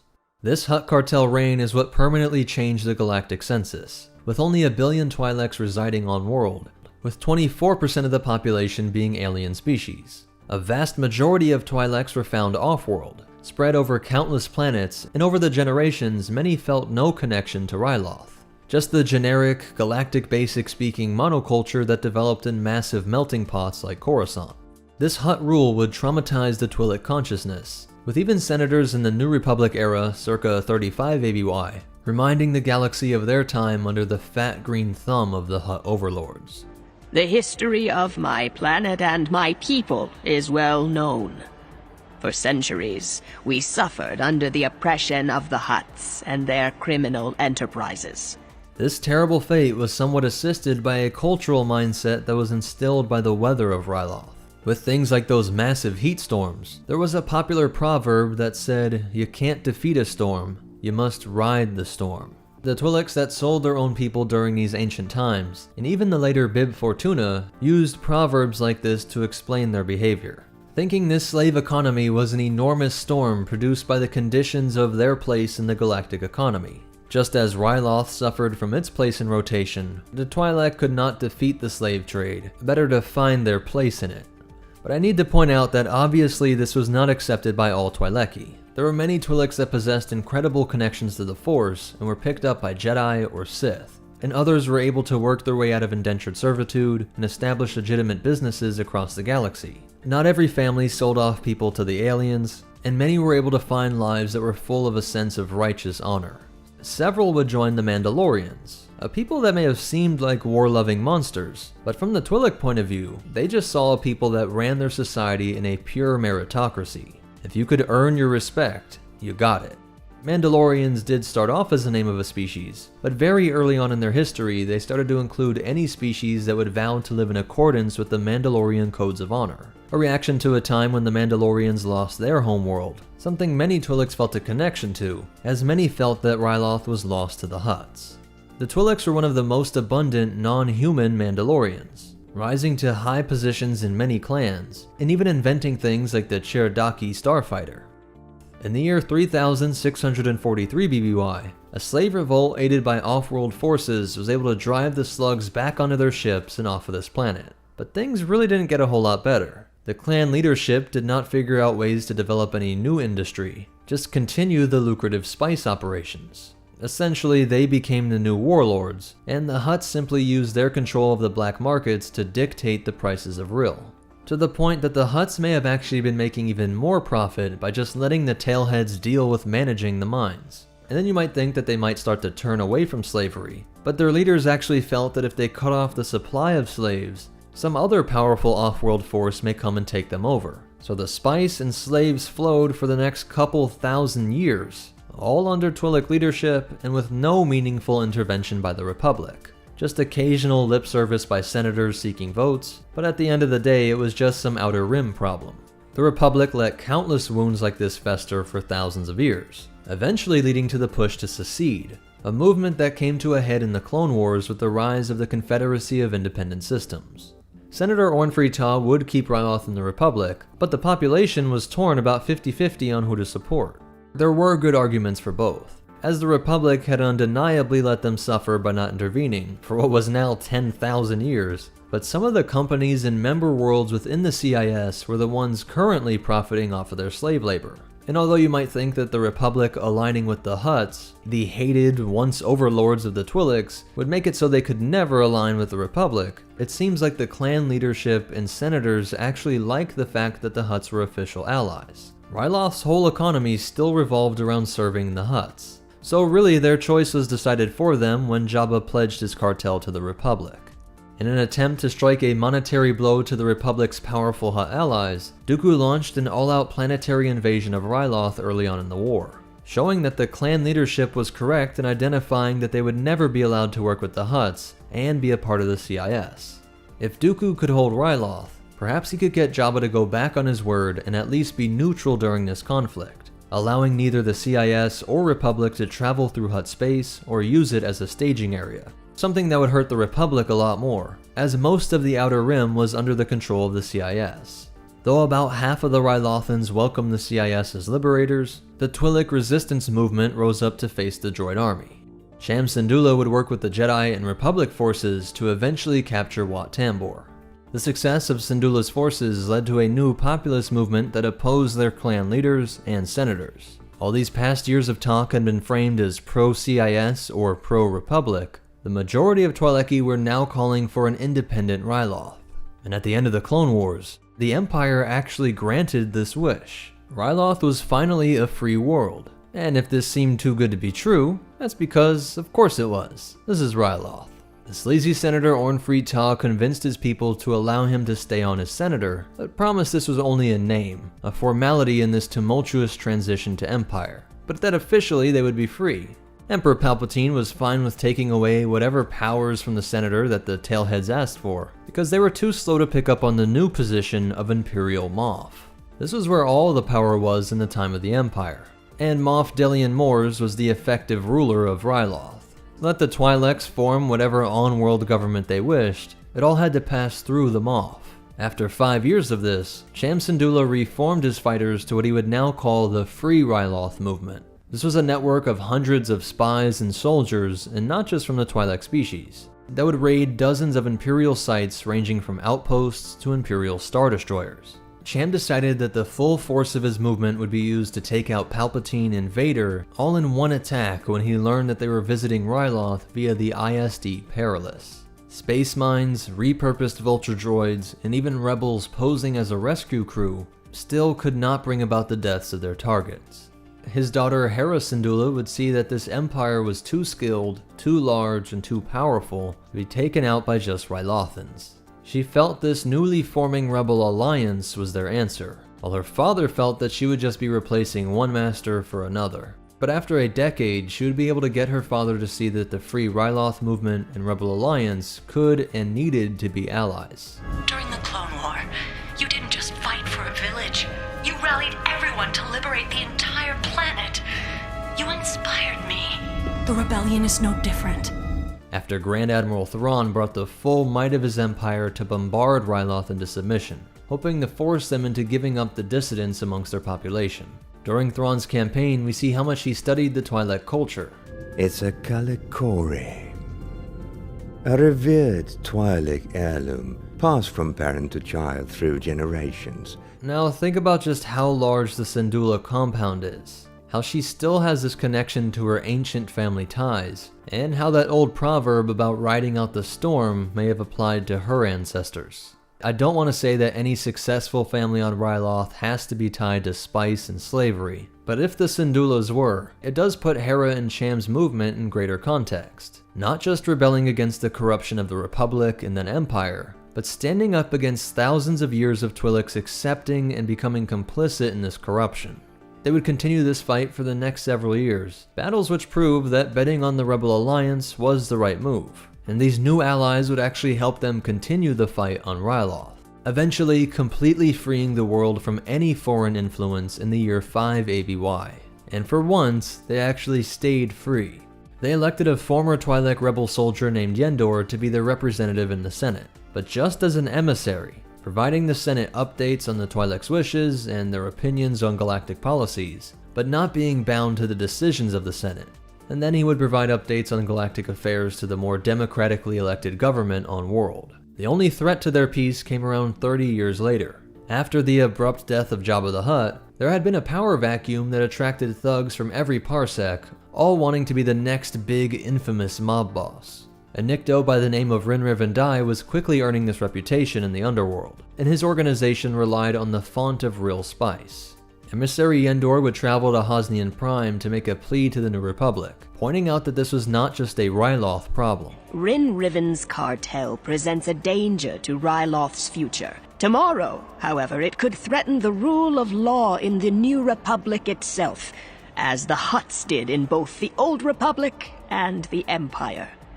Leia would personally investigate and discover that this crime empire was being sponsored by some mysterious military organization in the unknown regions. The First Order was using Ryloth as a way to poison the galaxy at large, investing enormous amounts of credits into the spice trade, reaping incredible returns on this investment that fueled their war machine, while also weakening the citizenry of their soon-to-be enemy. And in this time, the ethic of fierce independence instilled by Cham worked to nearly get the Resistance killed. After Leia reached out to contacts on Ryloth to provide her ragged fleet a place to hide after their devastating loss on Crate, they found a great hiding spot in one of the thousands of cave systems of Ryloth. But the FO received a tip that they were harboring Resistance fighters. They set up capital ships in atmosphere, threatening a full planetary bombardment and blockade if they were not given the location of the Resistance members. Leia's forces tried to scramble, but they were betrayed, and the FO swarmed the cave system and compounded the losses from Crate. Poe Dameron was more morally defeated by this, saying the Twi'lek's betrayal made him lose hope that they would be taken in by anyone. But this was just the result of his ignorance of Ryloth history. We have to see why the Rylothans would be afraid to be dragged into another war with galactic superpowers. The Resistance endangered them by hiding out on Ryloth. And while it's true that the FO would have almost certainly returned them to slavery, this reaction was understandable with the Star Destroyers in orbit. But after the destruction of the First Order, Ryloth would see the longest stretch of peace in 10,000 years. No longer a world that was only exporting spice and slaves. They worked to rebuild and unify the Twi'leks that had been spread throughout the stars. So that's it for the complete breakdown, but you definitely want to hear these cool facts and behind the scenes stuff.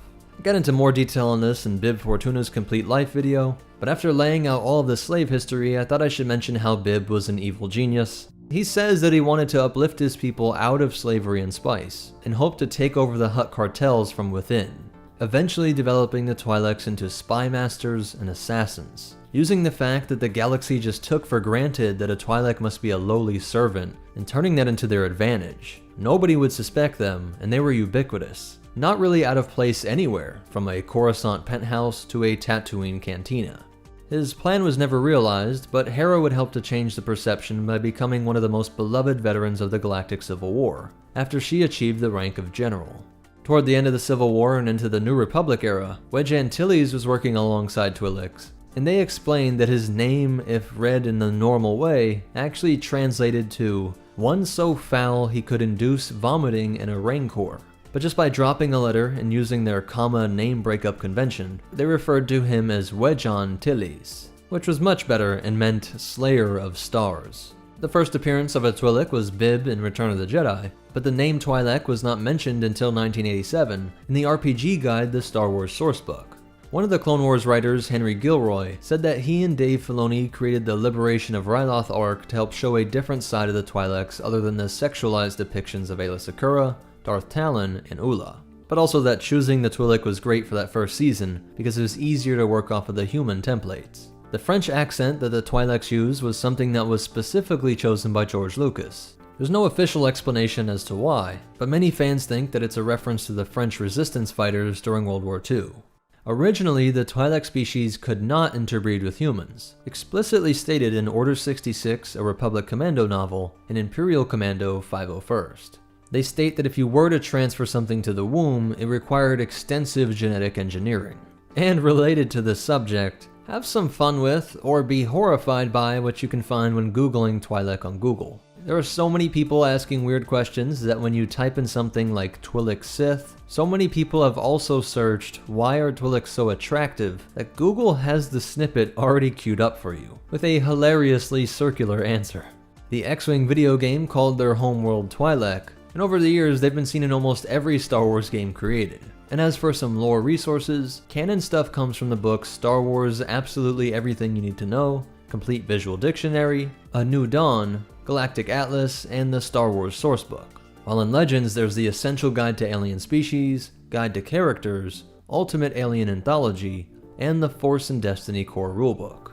So that's it for the complete breakdown of the Twi'lek species. The question to you guys is, how do you think the Twi'lek people should have responded to the alien visitors? We see tons of species that stay with the culture and tech they had pre-first contact. They didn't sacrifice their people to get all kinds of new stuff. But then again, the entire galaxy wasn't after Tusken or Wookiee women. So what do you think they should have done? And also comment what video you'd like to see next. But most important of all, remember, if you're going to sell your people off to join the high-tech galactic economy, use your slave and spice profits to actually develop some high-tech industries. And the Force will be with you, always.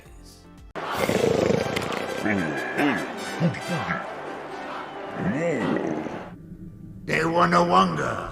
What kind of Malian teeth be?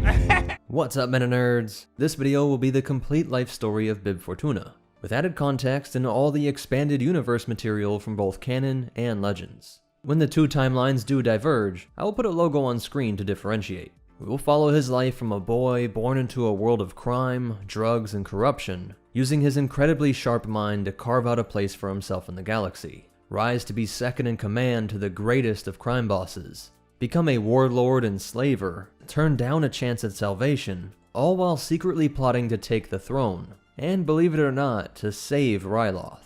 The exact year of Bib Fortuna's birth is unknown, but given that Twi'leks age at about the same rate of humans, and he seems like he's in his 50s or 60s, we can say that it was around 55 BBY.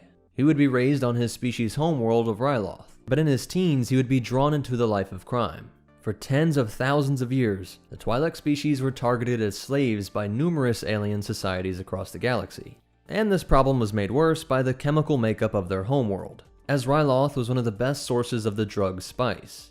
At a young age, Bib was caught up in the transport of Rill, which was a popular form of spice that took its name from Ryloth. Rill could be processed into a variety of forms of legal, medicinal drugs, but it was infamous for being combined with another spice, Glitter Stem, turning it into Glitter Rill. A process that involved feeding this spice to energy spiders, which excreted the deadly new drug that was sought out everywhere from the hottest clubs on Coruscant to the backwater cantinas of the Outer Rim. And to compound these temptations for a young Bib, his own family had given into the spice trade, with his parents, aunts, and uncles all being involved in a smaller scale crime family. The Fortunas surely encouraged him to go into the family business, known as the Una clan, the word Una in Twi'leki meaning graceful. and it was a clan that was also home to Ob, Beezer, and Komad. More on them later. The young Bib Fortuna was just one of millions whose futures were robbed by the failings of his forefathers, and the machinations of politicians and crime bosses, with Black Sun, Hutt families, and the Pike syndicates all working with senators to grow a multi-billion credit market. In fact, Quinlan Voss and then Padawan Ayla Secura, a fellow Twi'lek, were once drugged with glitteril by Senator Chom Frey Ka, as one of its side effects was to destroy the user's short-term memory. While so many powerful people kept the spice trade booming, the lower-level players like Bib were destroyed by this game, all while official sources like even the Coruscant census stating that the major exports of Ryloth were rill, slaves, and spice in that order. An incredibly dark insight into the economic conditions Bib grew up in. While to the outside, many people saw Twi'leks as people synonymous with complacency with crime and the spice trade, their on-planet government did try to take a hard stance on the drugs, and when Bib was found partaking in the business that was destroying their people, they banished him off of his homeworld. But this did not work to save the young man. Fortuna had already gotten a taste for crime, seen how his ability to understand logistics secured great profits, and how he could remain calm and actually manipulate dangerous and capricious criminals. He knew he was smarter than the rest, and that he would spend the rest of his life in the underworld. But right after being exiled, he would take his special set of skills to an unlikely place, the planet Kuat. Home to the galaxy's greatest shipwright, he would come into the employ of Kuat drive yards, though not for long. His bosses may have been corrupt, but they grew weary of working with this outright criminal. And they were cunning too, smart enough to detect Bib Fortuna's manipulations to try and rise within KDY. They weren't the dull-witted, spice-addled minds of smugglers that he was used to working with. So Bib quickly found himself exiled again, being escorted off-world in order to never return to Kuat.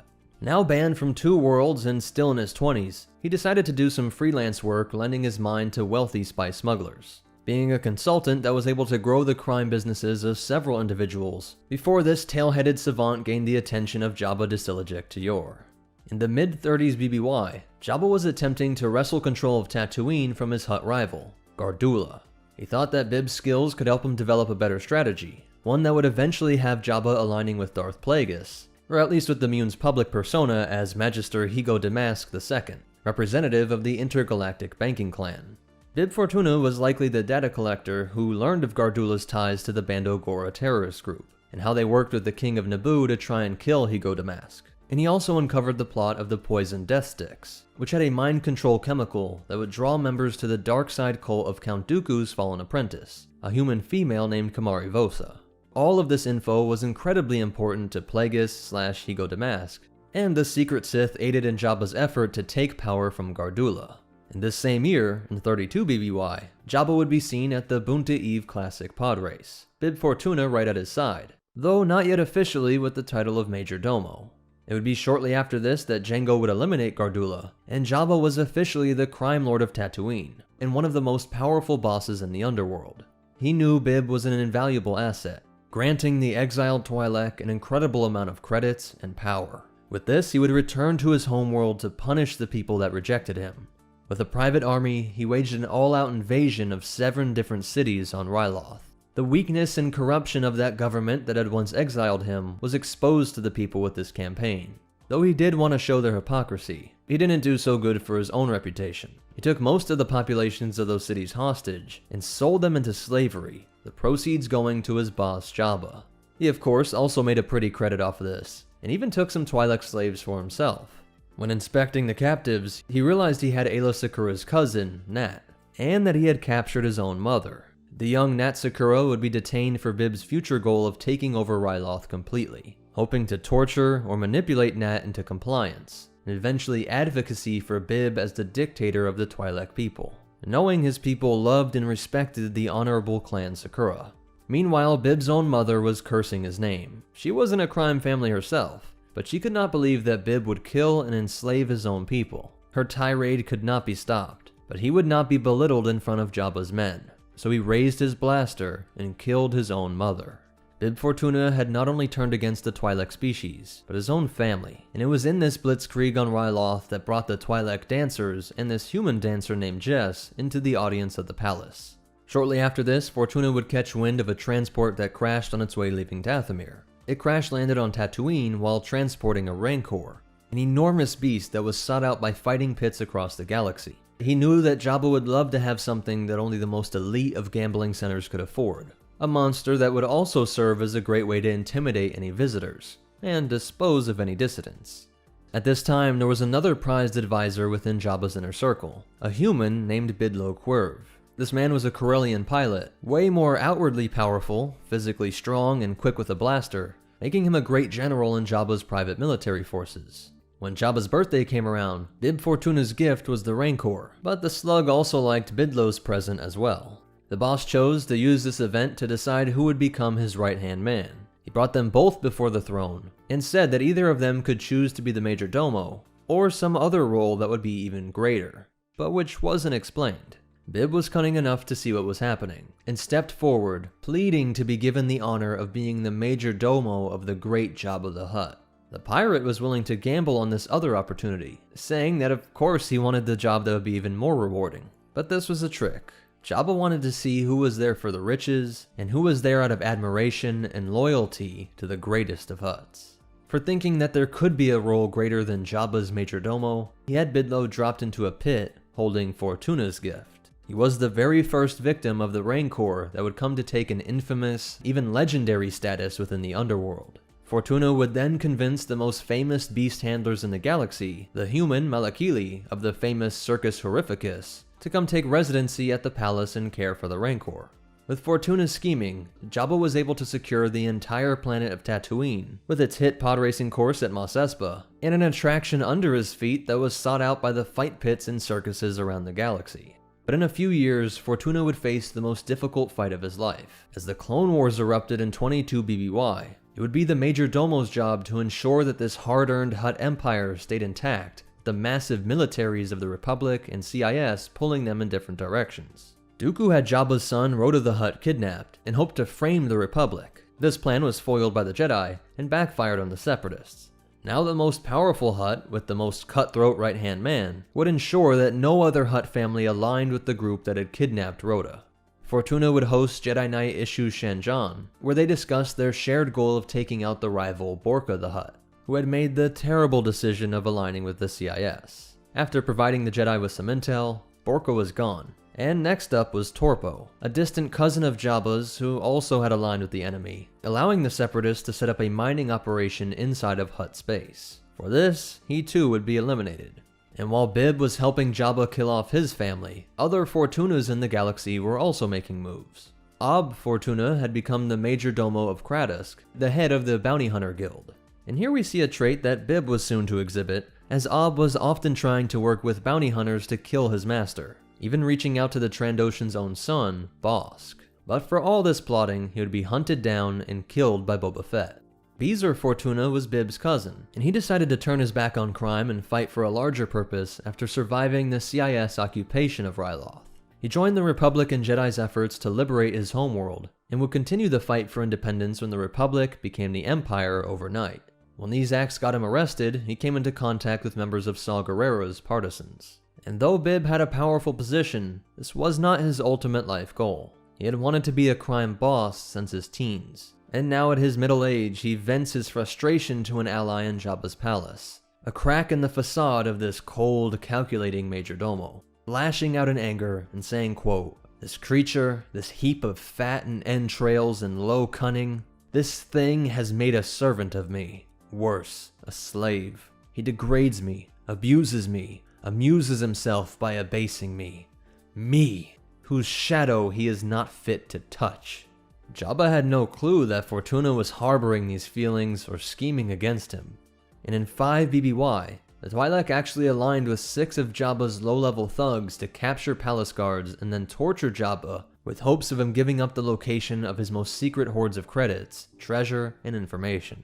Bib launched this plan one night, but as they moved to the throne room, 2 other assassins had unleashed creatures called Freckers. They were ravenous rodents that would claw and gnaw their way through organics, an excruciating and slow death for an enormous Hutt. Bib's allies sprung into action, but these Freckers were attacking everything in sight, bringing down Bib's would-be assassins and setting the whole palace on alert. As Fortuna watched as his recruits were getting killed off, he starts blasting away at the Freckers, and when the last of his allies was brought down, The thug looked up at him and started to utter about the plan, forcing Bib to pump a blaster bolt into the man. Looking back up to Jabba, seeming to have heroically rushed in to put down this coup. Jabba's faith in the Major Domo had never been greater, while internally Bib was fuming at this failed plot. Nonetheless, the slug's success was tied to his own, and he would serve expertly over the following years. He would uncover a Senac slaver that was trying to embed himself as a spy within the palace, and once this was confirmed, Fortuna ordered his execution.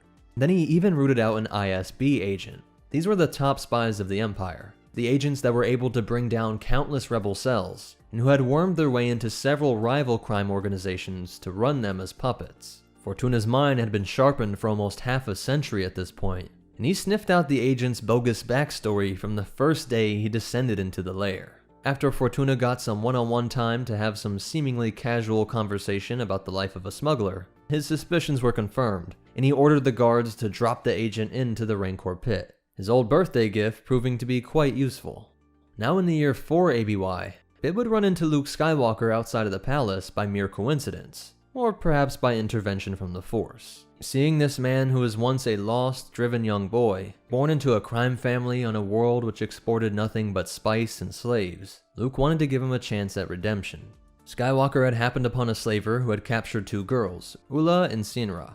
The Jedi killed the slaver and freed Senra, but Ula wanted to go to the palace, knowing its dangers and depravity but feeling it was their best shot at a good life. Fortuna arrived to pick them up, and Luke pleaded with Bib to see the error in his ways, to come to realize how far he had been corrupted, buying up slaves of his own people to entertain an evil Hutt. And believe it or not, Fortuna actually considered turning his back on a life of crime. It had gotten him nothing so far. How long would it be before he finally scraped that slime off the throne? Would he ever be more than just the top servant? Perhaps the light side was trying to get in, but this moment was short. The reality of his decisions hardened his heart, and he turned his back on the robed human, taking Ula to the palace with him. It was only a few days after this that the droids R2-D2 and C-3PO showed up, ostensibly as gifts to his master. He says that our instructions are to give it only to Jabba himself. Moments later, he would be shocked to see that this same Jedi was trying to free the scum Han Solo. When this request was denied, the palace went back to business as usual, and to distract himself from the specter of this Jedi and his own conscience, he took the pleasures of one of the dancers, the human Jess, whom he had captured during his slaver campaigns on his homeworld. During the festivities, the bounty hunter Bausch appeared with the captured Chewbacca. But the man that could sniff out ISB agents suspected that this was not merely great fortune that was giving Jabba Han and now his Wookiee best friend in such a short time. He peeled off and laid in wait with his master, springing the trap once Solo was thawed out of carbonite. The woman would be his master's new slave girl, and the 2 smugglers turned rebel allies were thrown into the dungeon, only for that pesky Jedi to reappear.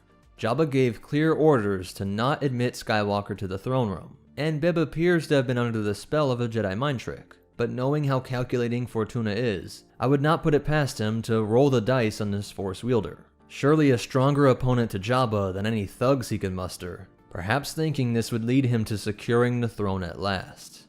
Jabba would try to have the Jedi devoured by the Rancor, and in this gory spectacle, Luke would throw the skull of Fortuna's once rival, Bidlo, smashing the skull into the closing mechanism on the gate, killing the gift that had secured Bib's place as Major Domo all those years ago, and sending the galaxy's greatest beast handler of the Circus Horrificus, Malakili, into hysteria.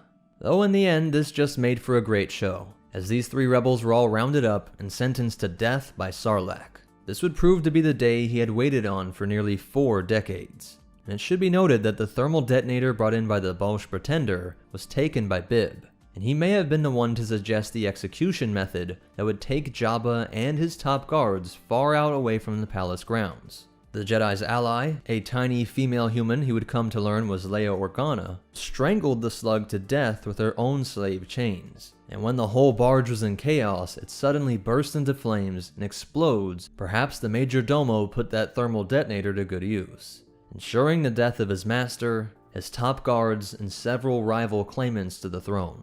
Bib had also brought his own skiff, just more evidence that he intended Jabba to die this day, and he would use this to race back to the palace.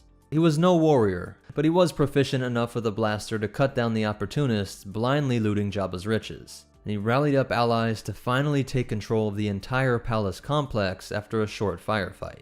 And here's where the tales differ. Legends say that Fortuna seamlessly took control of the Hutt's empire, having been the brains of the operation all along. And it was this brain that the Ba'omar monks sought out. The religious order had been the original builders of this palace, and their beliefs led them to move their brains into these nutrient jars atop spider legs, in hopes of cutting themselves off from the weakness of an organic body, finally being liberated of the need for fuel, sleep, sensations, or excretion. They could engage in pure abstract thought.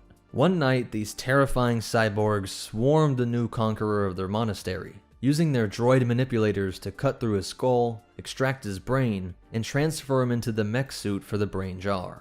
Roughly 6 months later, the imprisoned Bib summoned an old Twi'lek ally, Ferrith Olan.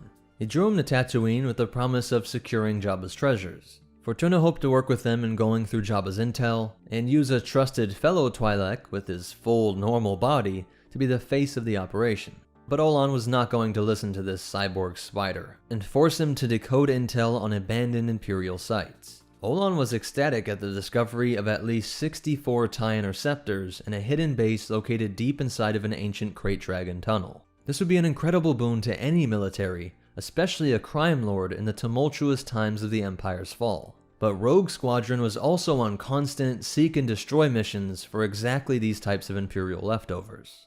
Most of these were destroyed by the X-Wings of the Alliance, but also by Imperial remnant forces that were intent on preventing these powerful TIEs from falling into enemy hands. Olan fled with his cyborg captive to their homeworld of Ryloth, telling his old friend that it looked like his days as a slaver warlord would catch up to him. To save himself, Olan was fine with throwing Fortuna into the hands of the Ryloth authorities. But he underestimated this spider. Bib may just be a brain in a jar, but his mind was always his greatest weapon. Using the abilities of his new body, he was able to sneak away and into Wedge Antilles' ship, making the return flight to Tatooine. Imperial remnant Captain Marl Sempton heard of Olan's actions with the TIEs and hoped to utilize his underworld connections to grow his own remnant forces, giving the Twi'lek control of Eidolon Base. Unfortunately for Olan, Rogue Squadron had identified this base as well, and when they attacked, the Imperial was disappointed to see how much of a coward this thug was. He could not let Olan live, stabbing him as the New Republic forces approached. The pathetic Twi'lek crawled off and tumbled down the side of a cliff, falling at the robotic legs of the disembodied Fortuna. As Olan lost consciousness, Bib was summoning droids and a transport, getting him back to the palace in time for the Ba'omar monks to perform a life-saving procedure. But the protocol droid there was confused by some of the scars, noting that this procedure didn't just involve the Bacta tank, but appeared to have signs of a brain transfer as well. The re-embodied Bib Fortuna wipes himself off as he looks down at the imprisoned brain of Olan, noting what a great suggestion it was to now place a restraining bolt on the spider droid body. Forcing him to follow behind him like a pet, Olan was under the complete control of his new master, who made his way directly to his throne. Outsmarting the most powerful of Hutts and escaping a potentially timeless mental prison, Bib Fortuna would use these experiences to grow even stronger, taking the once Hutt-controlled Enterprise to new heights, using the volatility of the war between the New Republic and Imperial Remnant to become a crime boss with more power than he could have ever dreamed of. And with this power, we learn that all along he hoped to gain control of Jabba's empire in order to conquer all of Ryloth, to become the absolute ruler of the world that had outcast him all those decades ago. But he did not wish to crush his people under his Rancor leather boot. Rather, he hoped to free them from the dual tyrants of spice and slavery that had been the true oppressors of his people for millennia. He had been harboring visions of establishing enormous schools that would instill a martial ethic, sharpening the minds and bodies of the youth towards skills that would be highly valuable to the Empire. Specifically, he dreamed of a time where hearing the word Twi'lek did not conjure up visions of exotic dancing slaves or spiced out smugglers, but rather the galaxy's best mercenaries and spies, something like a mix of Mandalorians and Bothans. It is interesting to consider that the name Bib Fortuna had become a curse word amongst his people of Ryloth, remembering the infamous warlord that had captured 7 cities on his slave raids. But in his mind, he was just doing what was necessary to put the enormous power of the Hutts into the hands of a Twi'lek. They had been enslaved for thousands of years before he came along. Perhaps he rationalized it as he wasn't creating any sort of new evil, but he did create the new potential of finally freeing his people and turning his species into one honored and respected throughout the galaxy. Now as for canon, the rise of Fortuna is nearly identical, even down to the rivalry with Bildo and the gift of the pet Rancor Patissa and Bidlo being eaten. Around 0 ABY, he would take part in the mercenary war on Tatooine with Sapanza. Jabba do had to bunky dunkle. Mamasta masa upa doce stupa. The events of Jabba's death are similar, with it being unclear if Bib set the sail barge to blow. But he definitely sees the opportunity to grab the throne, where he would spend the next 5 years living out his dream of being a powerful crime boss. Until in 9 ABY, when an old associate returned to the palace. Even though he watched the bounty hunter Boba Fett fall into the Sarlacc pit that fateful day, he watched in horror and confusion as that son of a clone blasted away his palace guards and made his way to the throne room. Boba! Metinka hacking puta! Open our vidu! But Jabba's old associate was not here to catch up on lost time, blasting the tailhead and placing himself upon the throne. After all those years of scheming, his life was snuffed out in an instant.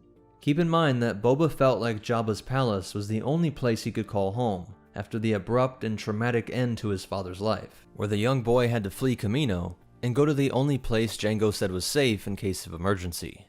Jabba the Hutt was the only one who showed the boy kindness in this tumultuous time, honoring the alliance he had built with Jango. So even if he couldn't be sure, Boba's lifetime of working with cutthroats like Bib Fortuna would have left him suspicious about the Major Domo's intentions, a betrayal that Boba was happy to avenge. That's it for his life story, and as for some behind the scenes facts, almost his entire wardrobe, from the gloves to cloak, are made from Jalavash warm silk, a worm that is native to Ryloth. He also had incredibly soft-soled shoes that allowed him to move through the halls of the palace akin to a ghost, spying on everyone and everything that passed through the doors. Also within his cloak, he always had his poison dagger on him at all times, often right alongside his trusty blaster pistol. Bib most likely did not know this, but he was not the first Fortuna to arrive on Tatooine. Comad Fortuna was there around 3,986 BBY, and he was a big game hunter that was known to have taken down at least one crate dragon, using traditional methods that earned him even the respect of Tusken raiders. The planet Eden 2 had a Fortuna city, but it is unclear which Fortuna this place is named after. And the name Fortuna means fortune in Latin. The actor that played Bib in episode 1 was Matthew Wood, and he would reprise his role about 20 years later in The Mandalorian. In the early scripts for Return of the Jedi, he was referred to as the High Beezer of Hoth, with sketches looking like an old human wizard, and that's where we get the name Beezer Fortuna from Rogue One. The creature that he became took 8 hours to get the makeup at first, but over the 5 weeks of shooting, they were able to get it down to around 58 minutes, as well as taking 25 minutes to get off. He was played by Michael Carter and voiced by Eric Barsfeld. But most important of all, remember, if a spice-addled slaver warlord's ideas are more proactive and productive than your government's, you might be a Twi'lek, and the Force will be with you, always.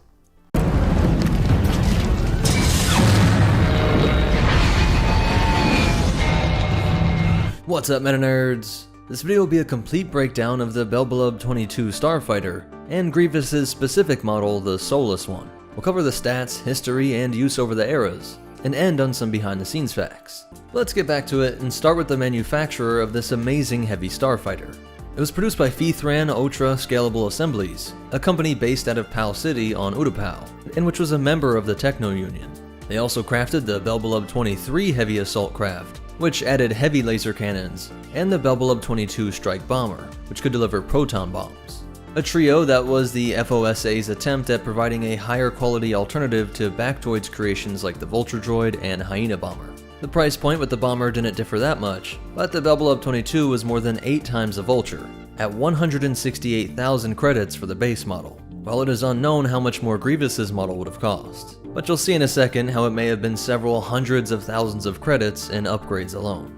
But this base model came equipped with a pair of rapid-fire triple laser cannons that were said to have the same damage output to the V-Wing. Though that smaller Republic fighter was quicker, With this ship's 1,100 km per hour or 684 mile per hour top atmospheric speed, it was great speed for something deemed a heavy starfighter, as it was faster than an ARC-170 and X-Wing, but of course slower than the Vulture and TIE Fighter. This thrust was generated via these two massive ion accelerator chambers, which both actually had these smaller thrusters on the sides, while there was this single but very effective thrust vectoring fin to channel the stream of ions. This entire midsection housed the reactor and power converter for all the ship's systems. A very streamlined design, as it had it all lining up towards the cockpit. This area also containing the hyperdrive, followed by the navicomputer, and the instrumentation and flight controls, while the cockpit itself housed the life support systems. And if we look into the tips of the ion thrusters, we can find the scanners and sensor arrays. Now, that hyperdrive mentioned was even in the base model, and although it was a relatively slow Class 6, this was a feature that made Obi-Wan jealous, with Kenobi growing frustrated with Grievous always sneaking away, once complaining, quote, "You know, integral hyperspace capability is rather useful in a starfighter. Why don't we have it yet?" With almost everything besides the ARC-170 requiring the use of hyperdrive rings to shuttle Republic fighters across the galaxy. But here is where we can get into Grievous's modifications for Solus 1. He swapped the hyperdrive out for a remarkable Class 2, putting it on par with many other fighters and equal to Imperial Star Destroyers. He upgraded the navicomputer and sensors, as well as the sensor jamming countermeasures. With his role as number 2 in the entire CIS, he had to have a heavily encrypted holo transmitter, which allowed him to get in contact with his droids or the Count at a moment's notice, no matter where he was in the galaxy. He also had a HoloNet transceiver set up to allow him to slice into connections used by both legitimate networks and the dark web equivalent used by criminals and pirates.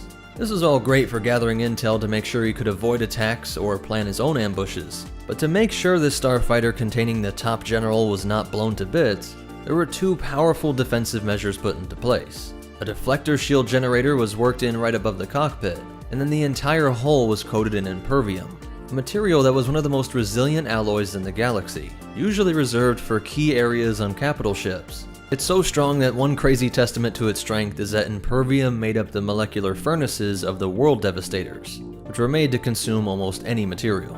This alloy was stronger than duranium, which is what was used in Grievous's cyborg body, as well as in some Republic military armors. But interestingly, this impervium was also a nod to Grievous's past, though it is unclear if this was unintentional and just done by the factory, or if it was at the specific direction of Grievous, because the Kalish species would craft their Lig swords out of the rare impervium on Kali, a weapon Grievous was trained in by his lover Kumar. So you can see why it's hard to put a price tag on these modifications, but likely this was a craft that was in the range of several hundreds of thousands of credits.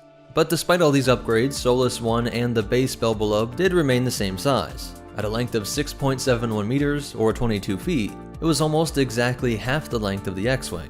While at 4.33 meters, or 14 feet wide, it was less than half the X-Wing. And at a height of 1.74 meters, or 5 foot 8 inches, it was shorter than the X-Wing, but almost equal to the Vulture.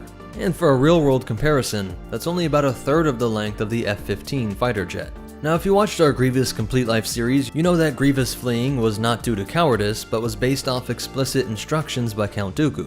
You must have fear, surprise, and intimidation on your side. For if any one element is lacking, it would be best for you to retreat. A strategy that was based off the fact that, to Grievous, the Jedi were the ones who started the unfair fight, by being able to use their magical superpowers of the Force, and also Grievous had to operate within the way that the CIS military was designed, having unending hordes of expendable units, as opposed to their enemy in the Republic having fewer but well-trained, highly intelligent organic units. Something that always frustrated the general when he was questioned on his losses. You expect victory over Jedi, but all you give me to fight them is battle droids! So instead of saying that this was his go-to ship for running away, let's just say his modified Belbulub was his preferred vehicle for strategic withdrawals. The first of these strategic withdrawals would be during the very first battle of the Clone Wars, when Grievous used Solus 1 to escape Geonosis. And the ship was actually spotted by Delta Squad before the identity of the General was even revealed. On whichever flagship the General found himself on, he would always have Solus 1 fueled and ready to go at a moment's notice.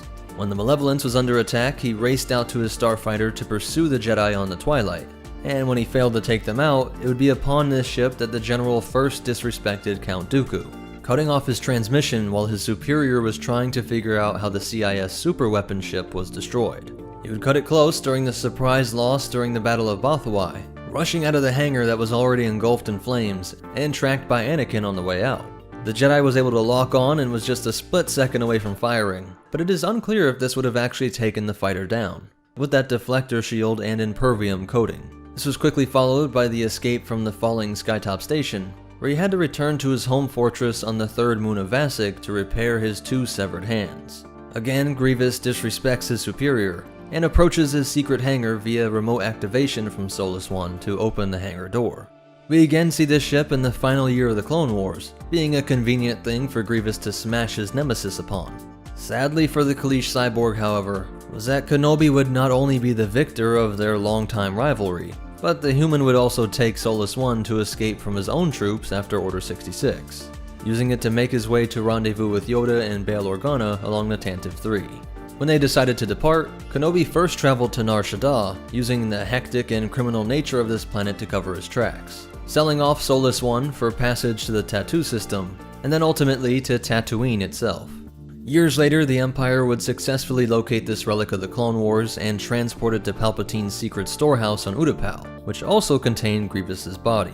This location was used to develop the NK Necrosis droid during the Civil War era, but the droids were destroyed by a band of spacers, and they also took Solus One for themselves, though the ultimate fate of this fighter is still unknown. So that's it for the history and breakdown, but you definitely want to hear these cool facts and behind the scenes stuff. The nickname Republic troops gave Grievous's fighter was the Spineless One, since they always saw him fleeing with it. Luckily for Kenobi, Grievous never had the life support systems removed, this fighter having been originally designed with organics in mind, so the human was able to pilot it through space. Its manufacturer also made the Mankvim 814 Light Interceptor, aka the Techno-Union Starfighter. The standard Belbulub was used by both sides during the Galactic Civil War, with many rebels getting their hands on some, and a few being used in odd parts of Imperial space for patrols. But also one called the Sith Spawn being the personal fighter of the Dark Jedi Naman Cha. The name Solus One is a reference to the Huk, the insectoid enemies of the Kaleesh that Grievous fought for years. That species calling themselves the Yamri, but Huk was the Kaleesh word for them, meaning soulless bugs. But it also has a double meaning that Grievous had become the Solus One over his life. From Kaleesh warrior fighting to honor the gods and listening to his shaman, to being a cyborg that led a lifeless army hoping to bring down the order connected to the Force. And this ship was first introduced with the game Republic Commando, and expanded upon in the Clone Wars campaign guide, complete vehicles, and cross-sections, along with the life and legend of Obi-Wan Kenobi and the dreams of General Grievous. So that's it for the Belbulub 22 and Grievous's ship Solus One. But most important of all, remember, if you can't afford full plot armor, Impervium's the next best thing, and the Force will be with you. Always. My father's bones lay cast aside. His face adorns a mantle. No Kaleesh could call him God now. What's up, meta nerds? This video will be a complete breakdown of the Kaleesh species in both canon and legends, a people that would be most known through the cyborg general of the CIS. And we'll start by heading to their homeworld of Kalee, located at grid coordinates J7 in wild space. Their neighbors were a bug species called the Yamri, hailing from the planet Huk, and they were just off the hyperlanes that contained Munilist, the headquarters of the intergalactic banking clan, and the worlds Entrala and Jameis, which would become major shipwrights of the First Order. The Kaleesh species would evolve in this mostly temperate, jungle-covered world, a planet that was also dotted in some Arctic regions and deserts, with large seas and incredibly wide and long rivers. These sentient reptiles would have skin colors and hues of red, orange, and yellow, and would have these flat, elongated faces, which are often compared to bats with their flat nose and large ears that flared out. Their eyes were always yellow, and out of their jawline grew these 4 tusks, the size of which could vary greatly across individuals. While they also had 5 toes on each foot, and hands that had 2 thumbs and 2 fingers. Despite being reptiles and covered in tough scales which were great for defense, the females sported long black or brown hair. This may seem odd, but hair, feathers, and scales are all made up of the same stuff, like keratin, and so it appears that the Kaleesh biology has produced this unique combo of scales and hair, which also has some parallels in the classification known as reptomammals, which the Tauntauns belong to, who are actually lizards covered in a thick fur. There's also the Rhodian species, which are reptiles where males have no hair, just these spikes, while the females could have these thick mohawks of hair. This is a good time to point out that there is no evidence that there was any direct genetic manipulation by the Rakata, like we saw with the Zabrak and Twi'lek.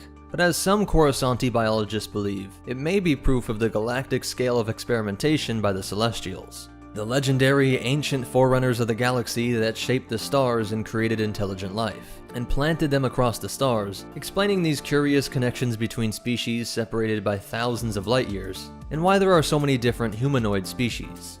Now we can assume that with these ears, their sense of hearing was excellent, though their vision may be weak, because when Grievous was put into his cyborg body, they placed surgical implants in his eyes. They of course developed their own language, but they also communicated through pheromones, especially in mate selection, which was quite numerous over their lifetime as all the various tribes on Kali would practice polygyny, a form of polygamy where a male would have multiple wives. Grievous, for example, would take 10 wives and father 30 children in his short life in his full organic form. You also notice that their legs are plantigrade like humans, not digitigrade like Grievous's cyborg form, a change that required areas of his brain to be surgically altered to control this metal body more easily. Your average Kaleesh would stand 1.6 to 1.8 meters tall, or 5 feet 7 inches, which makes them similar to humans, and also with a similar lifespan to many other humanoids, being around 80 years, both things that were more evidence towards the Celestials creating all humanoids. Over the millennia, the Kaleesh would emerge to dominate their environment, hunting the Muumuo boars, and careful not to fall prey to the Krabak, both creatures whose bones would be kept and ritually consecrated by the shamans to imbue special powers. These bones worn all over the body while the skull was attached to the face. These are so important to the Kaleesh that outsiders almost never saw one without a mask, and we can infer that this likely also worked as a rite of passage to adulthood. And the leader would go through an extension of this ceremony, which was the transition from adult to the lord of the tribe. A ritual that was witnessed firsthand by Darth Malgus, saying, quote, "These Kaleesh are warlike, ritualistic people. In my brief time on Kali, I observed the ritual by which they chose their war leader."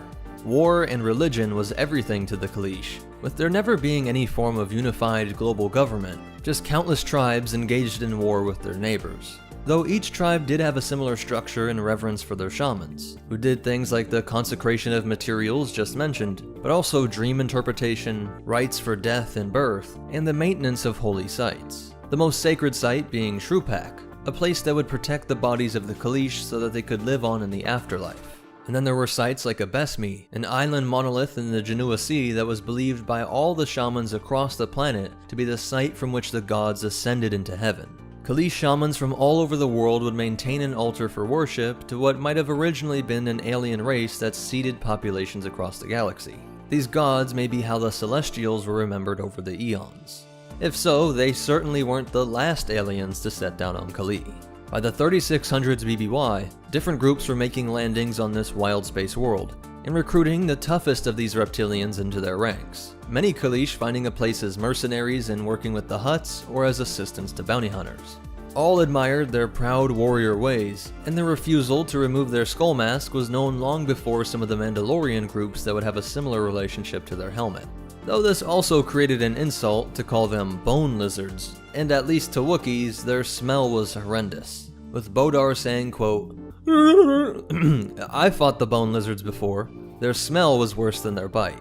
Most Kaleesh would choose not to fight for the Sith Empire, in part due to their overall anti-alien sentiments, but also for their use of slave labor, a trade that was just starting to take an interest on Kali, seeing these hardy people as perfect for exploitation. When a Kaleesh slave did exhibit force abilities, like Zelek, they were attached to a Sith Lord to be trained as an apprentice, while Razor and Sace Rogan did gain their own titles of Sith Lord. And on the Jedi side, there was Sin Tyken, who was able to conceptualize his warrior instincts as being in service of the light, and seeing his life overall as a new sort of shaman, using his connection with the spiritual side and to nature to focus what he wanted to study from the sciences of these off-worlders, eventually using this all to come up with ways to save ecosystems ravaged by the galactic scale wars, taking the head on the restoration of Taurus among many other worlds. But with these off-worlders also came some new weapons to fight each other with in their endless tribal rivalries. Most common was the use of the Zerka Arms Outland rifles alongside the Lig Sword and Shoni Spear. And then the first of the Republic abuses would occur in 65 BBY. The Bathavrians were allies but not a member world of the Republic, and tensions to secede were bubbling up in this decade on many worlds, which would ultimately explode in the formation of the CIS and the resulting Clone War. But this 43 years before the Battle of Geonosis, the Republic was trying to use covert means to keep hold of power, and sent military instructors to provide the Kaleesh with falsified information which made it seem like the Bathavrians were about to strike Kali. These Republic instructors helped to train and supply a proxy military force to attack the secessionists. And Kaiman-Jai Shilal's grandmother was actually involved in a strike team alongside Jedi Knights. What makes this action by the Republic even worse is their inaction throughout the Huk War. There's no defined start date for this war, as it was a gradual increase in the Huk raids on Kali over numerous generations that would see millions of Kaleesh captured and sold into slavery. Kaiman-Jai Shilal would become a nightmare to the Bug invaders, being the greatest warrior of the time, but then became unstoppable when he met his lover Runduru Lij Kumar. She was a great warrior from one of the rare Arctic regions known as Gradaju, and she believed herself to be a descendant of the gods, while Shilal was certain that he was on the path to ascending to godhood. When they fought together, they were able to prove so effective against the technologically superior Bugs that they were able to unify the Kaleesh people to a greater degree than ever before, calling on the Kolpravas, a great band of tribes, to give him command of the Azashra, the greatest warriors from across the planet. When they captured the slaver ships and took the fight to the Huk colony worlds, they were able to destroy entire cities and populations as they closed in on the Bugs' homeworld. The Republic decided that now was the time to intervene, as the Yamri had powerful friends in the Senate and could not let this fighting come to home. Shilal, who at this point had taken the name Grievous, was painted as a violent monster on a warpath, when the reality was that his species was standing up to the slavers that had terrorized them for decades. The Jedi would aid Republic forces and finally push Grievous and his Azashra back to Kali. This loss was followed by one of the most horrific decisions in Republic history, as the warlord narrative helped the Yamri's friends in the Senate pass embargoes on Kali, which stopped all off-world trade, leading to widespread poverty and starvation. Grievous was utterly defeated, but surprisingly, the banking clan said that they could make all of these problems disappear. If Grievous would lead their debt-collecting droid army, they would not only open trade, but actively promote it. This warlord and vanquisher of slavers accepted this deal with the Munes, and in this odd way he did save his people. Grievous was beloved and respected by all of the tribes on Kali, and it wasn't long before they would have to cry out to their hero once more. The Huk had returned, and seemingly out of spite, they desecrated holy burial sites. These Bugs found ways to not only terrorize them in this world, but were now attacking Kaleesh in the afterlife. He abandoned the banker army, rushing home to gather his Zasra, receive a blessing by the shaman, and take the war to the slavers one last time. But the Sith were always plotting. They worked with Sandhill and Poggle the Lesser to trap Grievous into a life of servitude, imprisoning him in a cyborg body. With surgical precision, the general's men were eliminated, the best warriors of all the Kaleesh, and he was left clinging on to life. Sith sorcery and Geonosian surgery created a being that would be consumed with destroying the Republic and Jedi. His hatred for the Huk replaced and focused towards the Force wielders and their allies. When Grievous died on Utapau in 19 BBY, his people were certain that he had become a god, being added to the pantheon and worshipped across his homeworld. A few years later, a former Azashra named Bentili San Skaar was able to coordinate a strike on the Yamri on the planet Oben.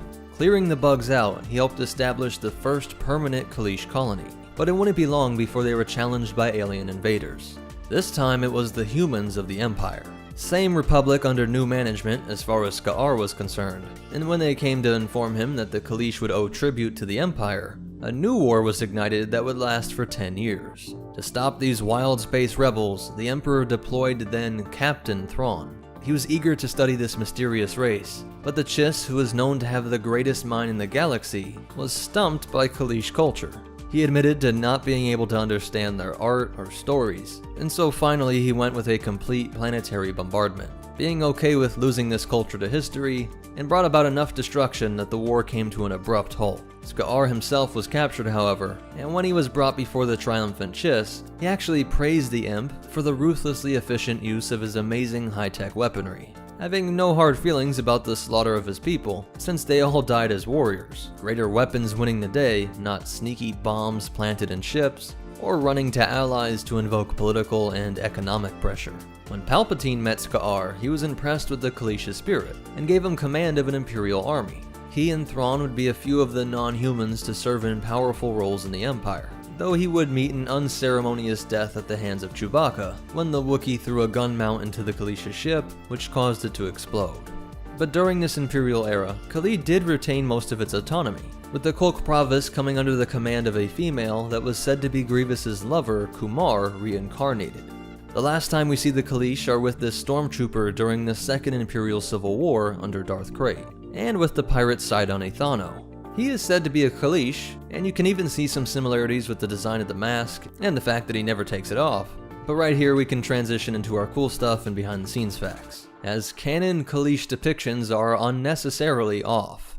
Starting with the hands, they seem to have a human-like 4-finger and 1-thumb hand, not the 2 fingers and 2 thumbs, while they are also described as digitigrade, though no depiction shows that, and almost everything about the lore is the same, even Grievous's backstory, so I don't get what's up with these odd changes. One oddness that was not added but was actually kept from Legends is that it's said that their organs are, quote, extremely flammable, which I just think is a weird way to justify Grievous bursting into flames. I think it's just a simpler and better explanation being that it was just a unique chemical soup in his synth sac. Speaking of which, I wasn't sure how to work this in, but here's a look at Grievous's organs, which we see when he has an experience with the Force itself in a canon comic. Legends also has some issues with the depiction of Kalish over the decades, with them first being introduced in comics from the 80s, but the way they look, they might as well be a different species, though their behavior and history otherwise is the same. It wouldn't be for a few decades later until the Star Wars Clone Wars animated series that we first saw Grievous, and then further details on his species were provided in the New Essential Guide to Alien Species, the Atlas, and Essential Guide to Warfare. But most important of all, remember, if you live in the Outer Rim, don't trust the Republic, and the Force will be with you. Always. Malgus, this is only the beginning. Yes. After 1,000 years, Korriban is ours again. Welcome home.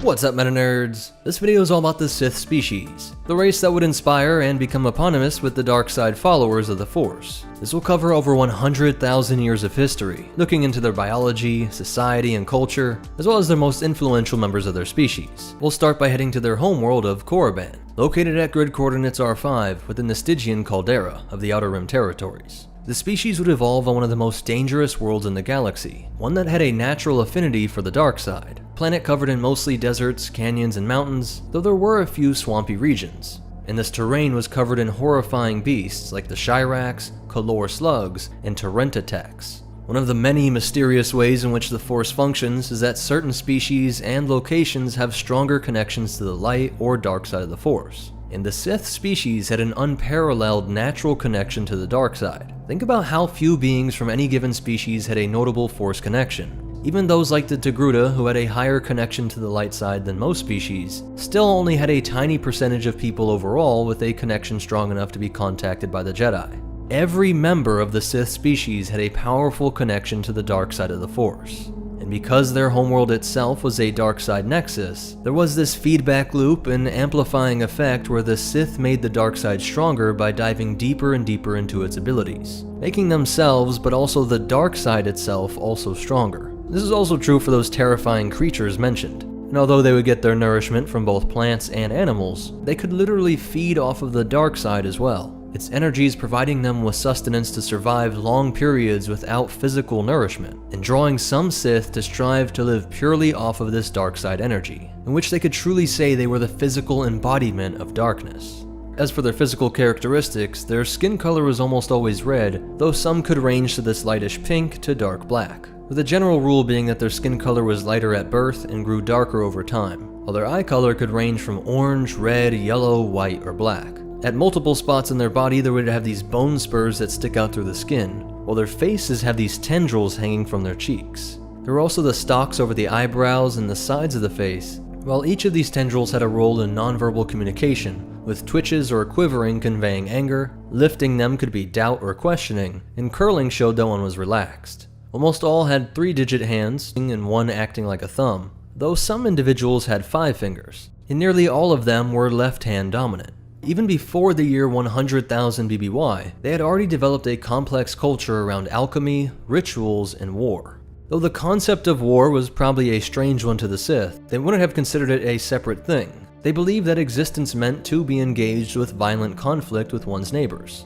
Tribes would slay each other endlessly and make sacrifices of living beings to their gods, the supernatural beings that they could identify in the dark side. Each of these tribes were referred to as circles, and each was led by at least one Sith sorcerer, who used the energies riled up by the combat and sacrifices to perfect alchemy and their magics.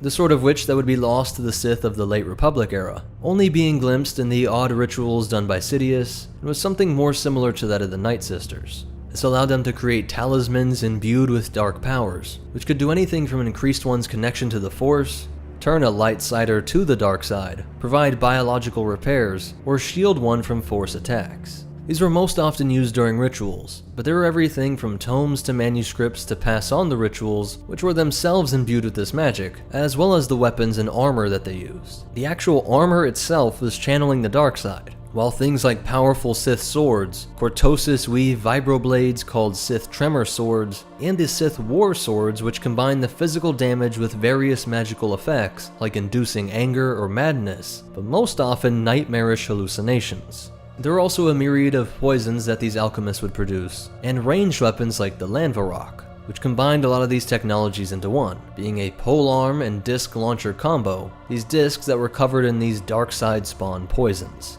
Though the most disturbing were the creatures genetically engineered through force manipulation to create terrors like the Tukata, also known as Sith Hounds that would often guard the tombs of the Lords.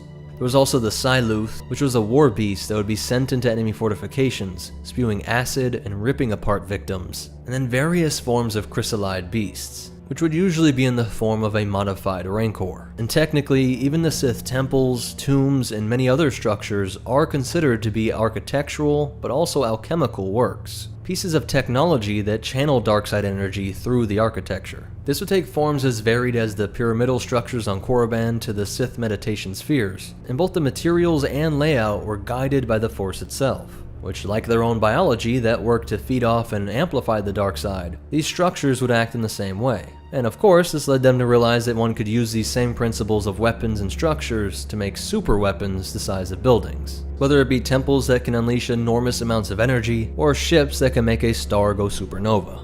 Now all these power struggles between the tribal circles over Korriban did eventually consolidate into larger and larger circles, and then a strict caste system within each. And over the years, they developed physical differences to the point that many consider each caste to be its own subspecies. The highest ranking were the Kasai, the priest caste that would lead their followers in the Sith magics and alchemy. They had these elongated tendrils on the face and a slightly longer lifespan than the other castes at around 60 years. This was followed by the Zuguruk, the engineers that actually constructed the burial mounds, temples, weaponry, and later starships. The Zuguruk are where we see the most variations with the 5 fingers and darker skin color. Then there was the warrior class, the Masashi. They varied the most, with more tendrils covering the body, being on average a whole meter taller than the priestly class, having completely yellow eyes, and being overall more beast-like in general. They were much less intelligent than the higher castes, but of course much stronger, and would make up the bulk of the armies of the Sith both on-world and as they expanded out through the stars. It is unclear when the Sith first became a spacefaring race, but they did achieve this independently, not basing their tech off of some other advanced alien visitor. Once they found other worlds, they were quick to conquer them and add a new lower level to their castes, now having an abundance of slaves. The word for them was an insult, Grothu, and most of the slaves would be from the Herglick, Mercy, and human species, though some were Sith that fell into this role as well. These were hated more than the alien slaves, being pathetic insults to the dark side. Through their weakness, they revered the Sith Lords as gods, and all these slaves would be used to construct the ever-growing tomb complexes and fleets. And when a Sith Lord died, all of their slaves would be buried alive with them on Korriban. With the Sith now growing their first small empire in the Outer Rim, they would come into contact with the Anzadi species. These people were the closest thing to vampires, living extremely long lives and drawing blood from their victims, and they and the Sith species had a mutual respect for each other, giving the Sith the blood soup, a concoction whose ingredients are still not fully known, but presumably must have rejuvenated the drinker or given them a deeper connection to the Force. By the year 36,453 BBY, the Thoyor, the pyramidal ships that were sent out by the Force to collect Force-sensitive individuals from around the galaxy and bring them to Tython, landed on Korriban to transport some members of the Sith species. These Force wielders from various species would form the Jedi Order, which eventually became the Jedi Order. Meanwhile, back on Korriban, the Sith were experiencing the most intense fighting of their history, the tribes all fighting each other for thousands of years until it was ultimately brought under a single ruler. King Addis would wield his powerful war axe, but most of his kills were earned through his incredible use of Sith magic. He would unify all of Korriban, forcing all the castes to worship him as a god, and eventually take the title of Sithari, or Perfect Being, the divine dark side made incarnate. His unholiness would rule for 300 years as the absolute ruler of all Sith, until these people saw their first real challengers in the form of the Rakata. Their infinite empire was the greatest the galaxy had ever seen, and one which also ran off of dark side energy. Posing as dark side allies, they would teach the Sith several new technologies like the hyperdrive, but also the holocron, the Sith holocron becoming a crucial method for transferring dark side wisdom over the eons. After the Rakata had worked their way into the Sith Lord's inner circle, they launched their invasion, taking Rasper, the court magician, captive, and neutralized him by isolating his consciousness in a Rakatan mind trap.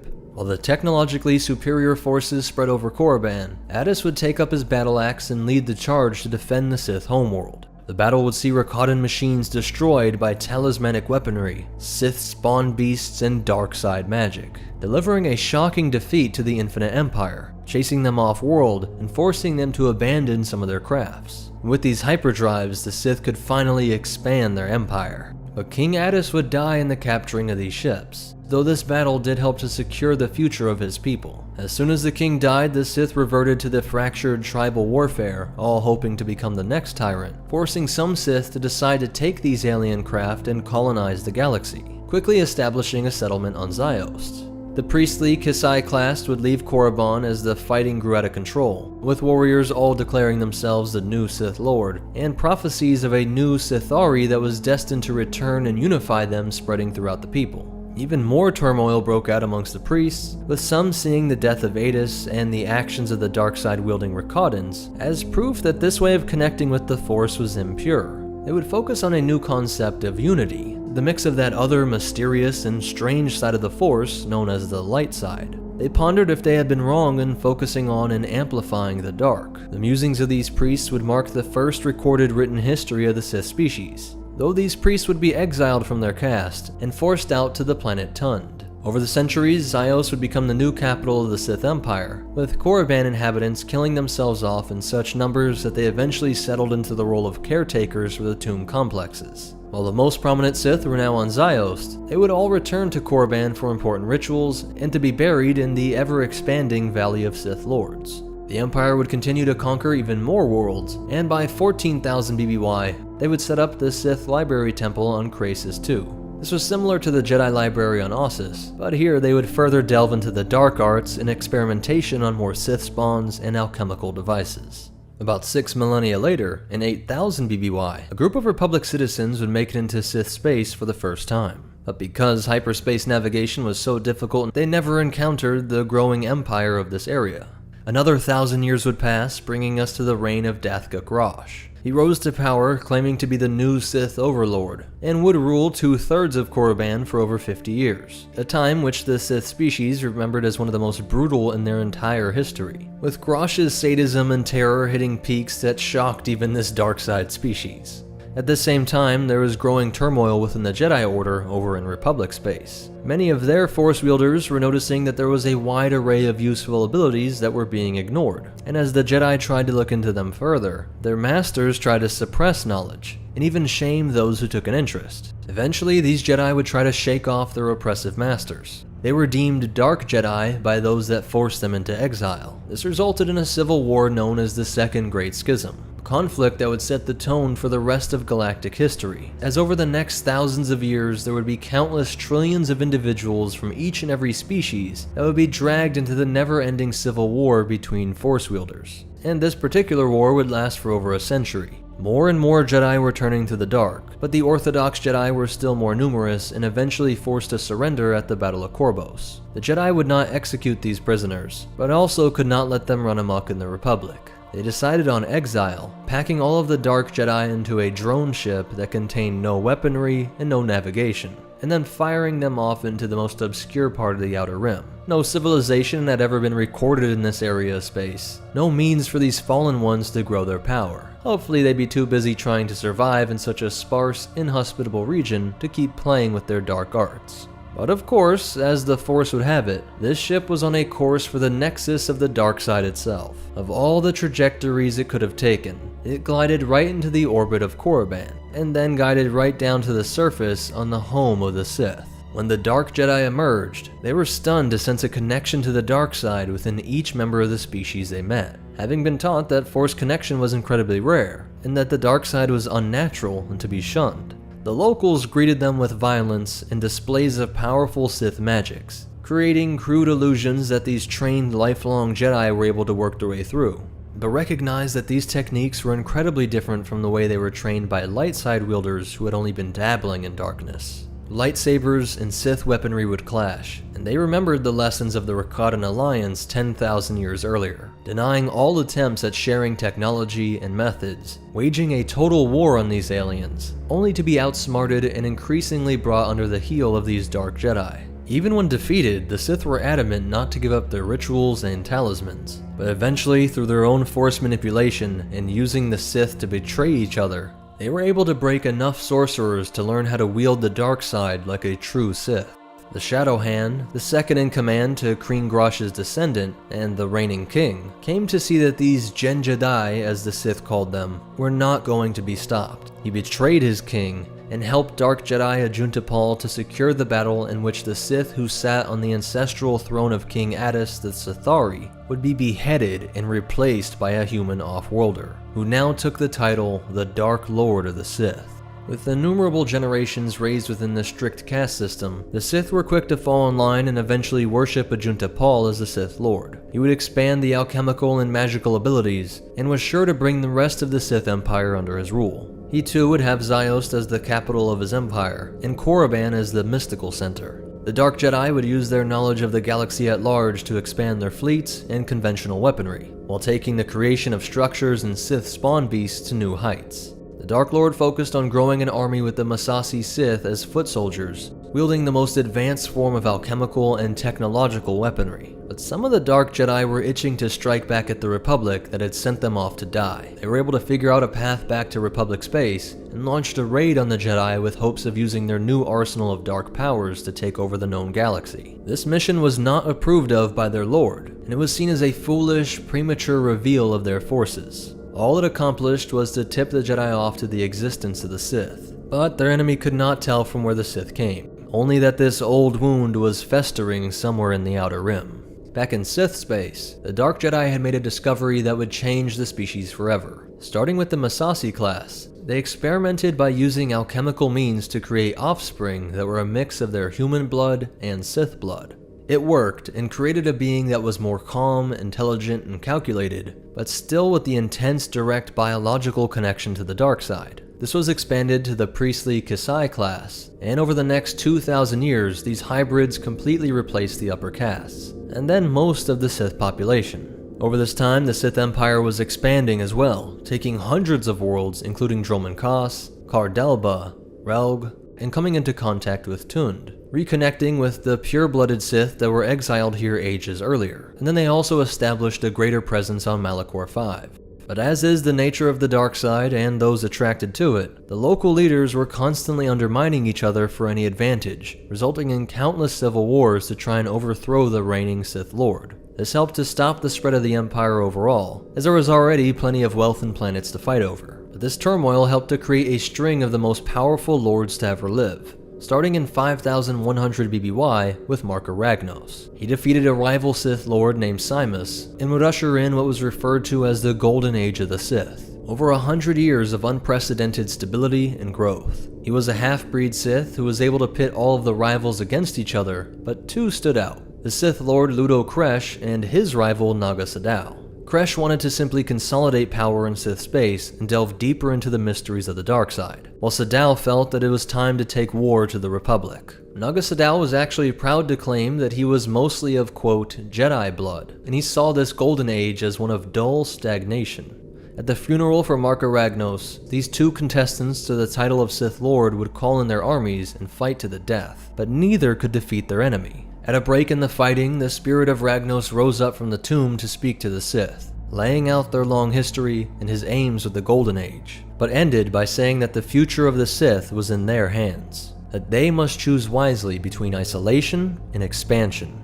This decision could forever change the Sith. Just as the spirit faded back into the tomb, they spotted a craft descending through the clouds. It was a ship containing a pair of explorers that set out from Republic space, and the two humans were quickly thrown in restraints and hauled off to the prison on Ziost. Naga Sadao knew this was his chance to expand, while his rival Kresh and the entire Shadow Council all agreed that the Republic explorers should be executed. Sadao was secretly orchestrating their escape and framed a murder on their exit, making the whole thing look like a Republic strike team rescue mission. The Council was convinced and backed the bellicose Sadao, who was eager to get revenge on the invaders. Kresh sensed trickery, and though he was able to split the Sith for a time, Sadao was able to defeat his forces and unify the people. All the while, his human pawns made their way back to Coruscant via a ship containing a tracking device. The invasion would be launched via the Daragon Trail, moving all their forces at once and setting up a forward base in the system of Primus Golu. An area controlled by Empress Teta was assaulted to test one of Naga Sadao's strategies. He knew the Republic military numbers were far greater than the Sith fleet, but through sorcery they were able to maintain large-scale illusions of Sith craft,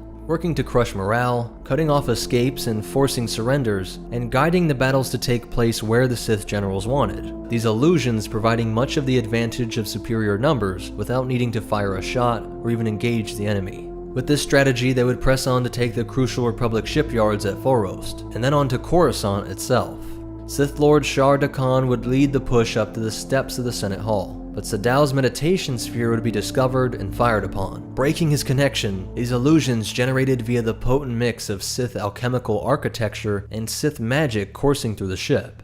Once the Republic could identify the true Sith forces, they were able to focus their attacks and rout the invaders. The Sith then turned all of their efforts to taking over Emperor Teta's space, but eventually, through massive Jedi sacrifices and poison gas attacks, as well as additional Republic allies showing up, the Sith were finally routed completely, forcing them to regroup at Primus Golu with Sadao and his meditation sphere. When the Lord of the Sith realized that defeat could not be avoided, he set the Sith fleet to jump back to Korriban, but made sure to leave the Republic a parting gift, making the sun go supernova. From one war to another, as soon as they returned to Sith space, they were right back in the civil war with Kresh's forces. After a skirmish on Korriban between these two claimants to the title Dark Lord, the battle would move to their fleets. Massive amounts of Sith assets destroyed fighting against each other, with Sadao's beleaguered fleets taking the most damage, seeming on the edge of total defeat before he sent a ship to crash into Kresh's flagship. With their military decimated by both the Republic and Sith, Kresh's own men decided to kneel to Sadao and preserve what was left of the Sith Empire. A crucial decision, as Empress Teta had been able to figure out a path through the Daragon Trail, and emerged in Sith space leading a Republic fleet to finish them off.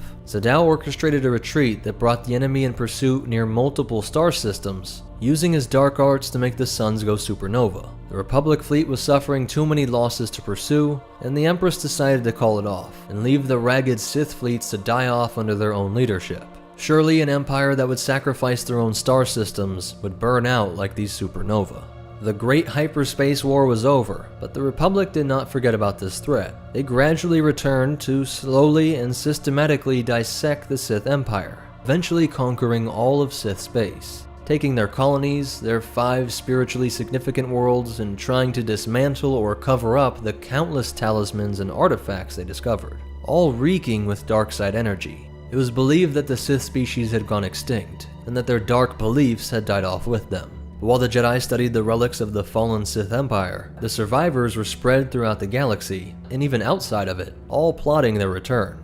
Some were units that were lost during the war, who became the gods of primitive populations like the Kashiri. Others built their power on Vyun and Thul, while Naga Sadao himself was with the remainder of his forces on a single starship. He decided to put down on the moon Yavin 4, where his Massassi would construct enormous temples to be used in dark rituals. There was also still the settlement Untuned of pure-blooded Sith, but over all this time their Force practices were vastly different from the Sith of Korriban. Known as the Sorcerers of Tun, they pushed into the darkness of the Force in a way unlike Sith or Jedi, allowing them powers of phantasms, transmogrification, and thaumaturgy. On Ambria, a Sith sorceress made the natives construct a massive black obelisk for her dark rituals, which eventually proved to channel more power than she could handle. The Force energy of souls lost here over millennia all burst through and turned the world into a lifeless desert. Race wars would break out between some Sith populations, namely on Kesh. This lost tribe of Sith pitted human mix versus the so-called Red Sith. Eventually, the full-blooded Sith were made extinct on this world, while many other disparate Sith groups would all come to fall under the rule of one mysterious group that escaped the madness of Sadao and the Republic fleets. To stay alive and untrackable, their fleet made regular hyperspace jumps to randomized coordinates. With this process, they came upon the Chiss ascendancy in the unknown regions. They tried brute force to subjugate the blue-skinned aliens, but the Chiss surprised them by offering to be allies. Roughly 20 years later, the Sith would rediscover their lost world of Dromund Kaas, and the Chiss were the very first official allies to the new Sith Empire. By 4400 BBY, Dark Jedi Freedon Nad would seek out the treasures of the lost Sith sorcerers, and he came to Yavin 4, discovering the alchemically altered Massassi slave descendants that worshipped Naga Sadow as a god. He made his way into the chamber where the once leader of the Sith Empire had entombed his spirit in suspended animation. Nad would become the Sith's apprentice, but once he learned all he could, he fought and destroyed the spirit. And with the holocrons of King Adus and Darth Endedu, he founded his own empire. Then 400 years later, Vexar Kun would travel to Yavin 4, also in hopes of discovering the esoteric Sith rituals that had been preserved in the temples.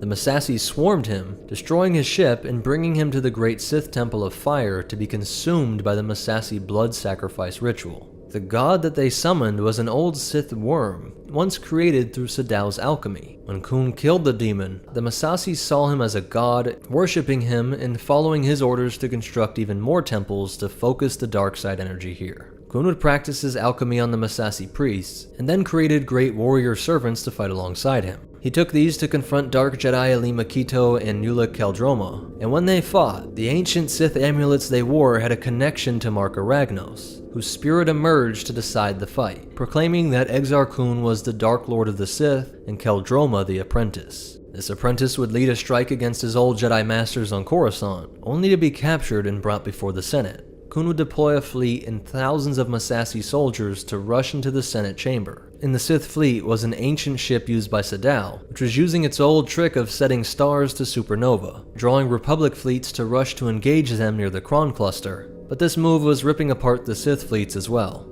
After Kun escaped Coruscant, he raided Ossus and was able to add priceless Jedi artifacts to the vaults of the Sith. From here he would return to Yavin 4, but his apprentice betrayed him. Called back to the light, he gave their position to the Jedi, and when Kun knew that the full might of the Republic was descending on him, he turned to the old rituals to create an immortal spirit that could still dwell in this plane. Some Massassi would be sent off-world to be preserved, but thousands of these servants would be sacrificed in the dark ritual that freed his spirit. While the Jedi's creation of a wall of light-side energy would work to seal his spirit away in the temple. In the decades that followed, the Massassi that were sent off of Yavin would come to live very diverse lives. Some would use this new freedom to pursue mundane lives, while others fought a life of revenge toward the Sith, realizing that they had been manipulated and alchemically created as a slave race, while some did also survive the ritual on Yavin, and continued to maintain the temples. The Jedi would make contact with the Sorcerers of Tund, cautious at first, but recognizing that these Sith species were not the same in belief.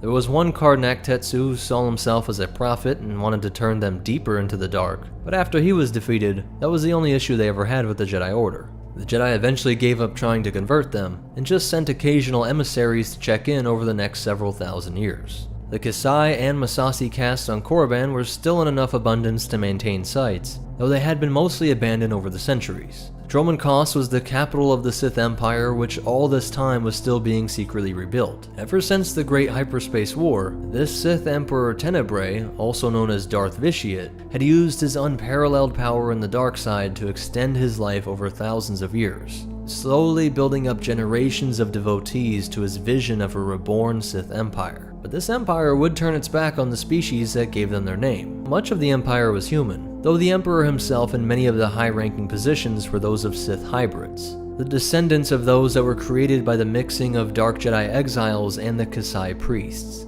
A bit of propaganda is that these beings were called Sith purebloods at this time. Circa 4000 BBY, these were far from the original Sith species, and it reflects these beings recognizing that their red skin side was going extinct, not numerous enough to be substantial even in the empire that used its name. Though some believe that this term pureblood represented their belief that this alchemical union between human and Sith helped to purify the offspring's blood, taking out the weaknesses of each species and making it a perfect race.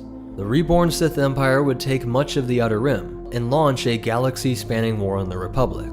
1300 years after the Great Hyperspace War, the Empire emerged to conduct 28 years of brutal invasions that would come to be known as the Great Galactic War, starting in 3681 BBY with the retaking of Korriban.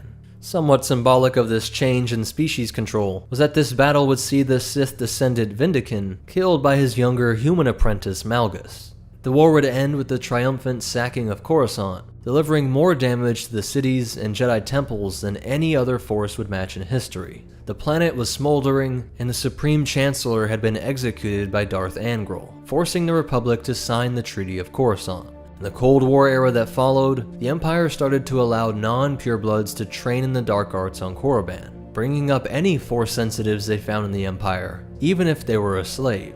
This was found to be distasteful to the overseers on Korriban, but this did help the Empire to keep up with the numbers of the Jedi Order. Over the following millennia, the purebloods, which were only just hybrids remember, became further diluted and killed off, leading to a near extinction with no notable communities of them existing.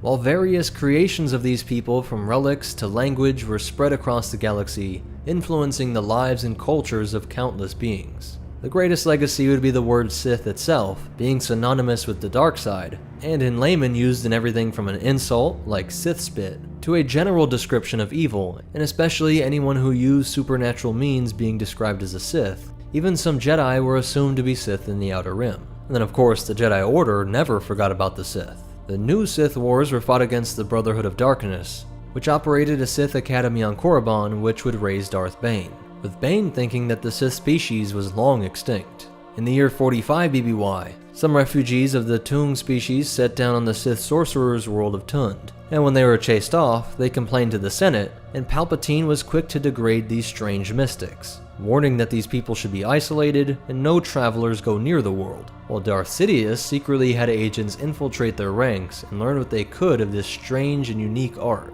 Funny enough, one full-blooded, original Sith species from Tund made his way to Coruscant, where he got by using his knowledge to create magic shows in the Koko District Theater.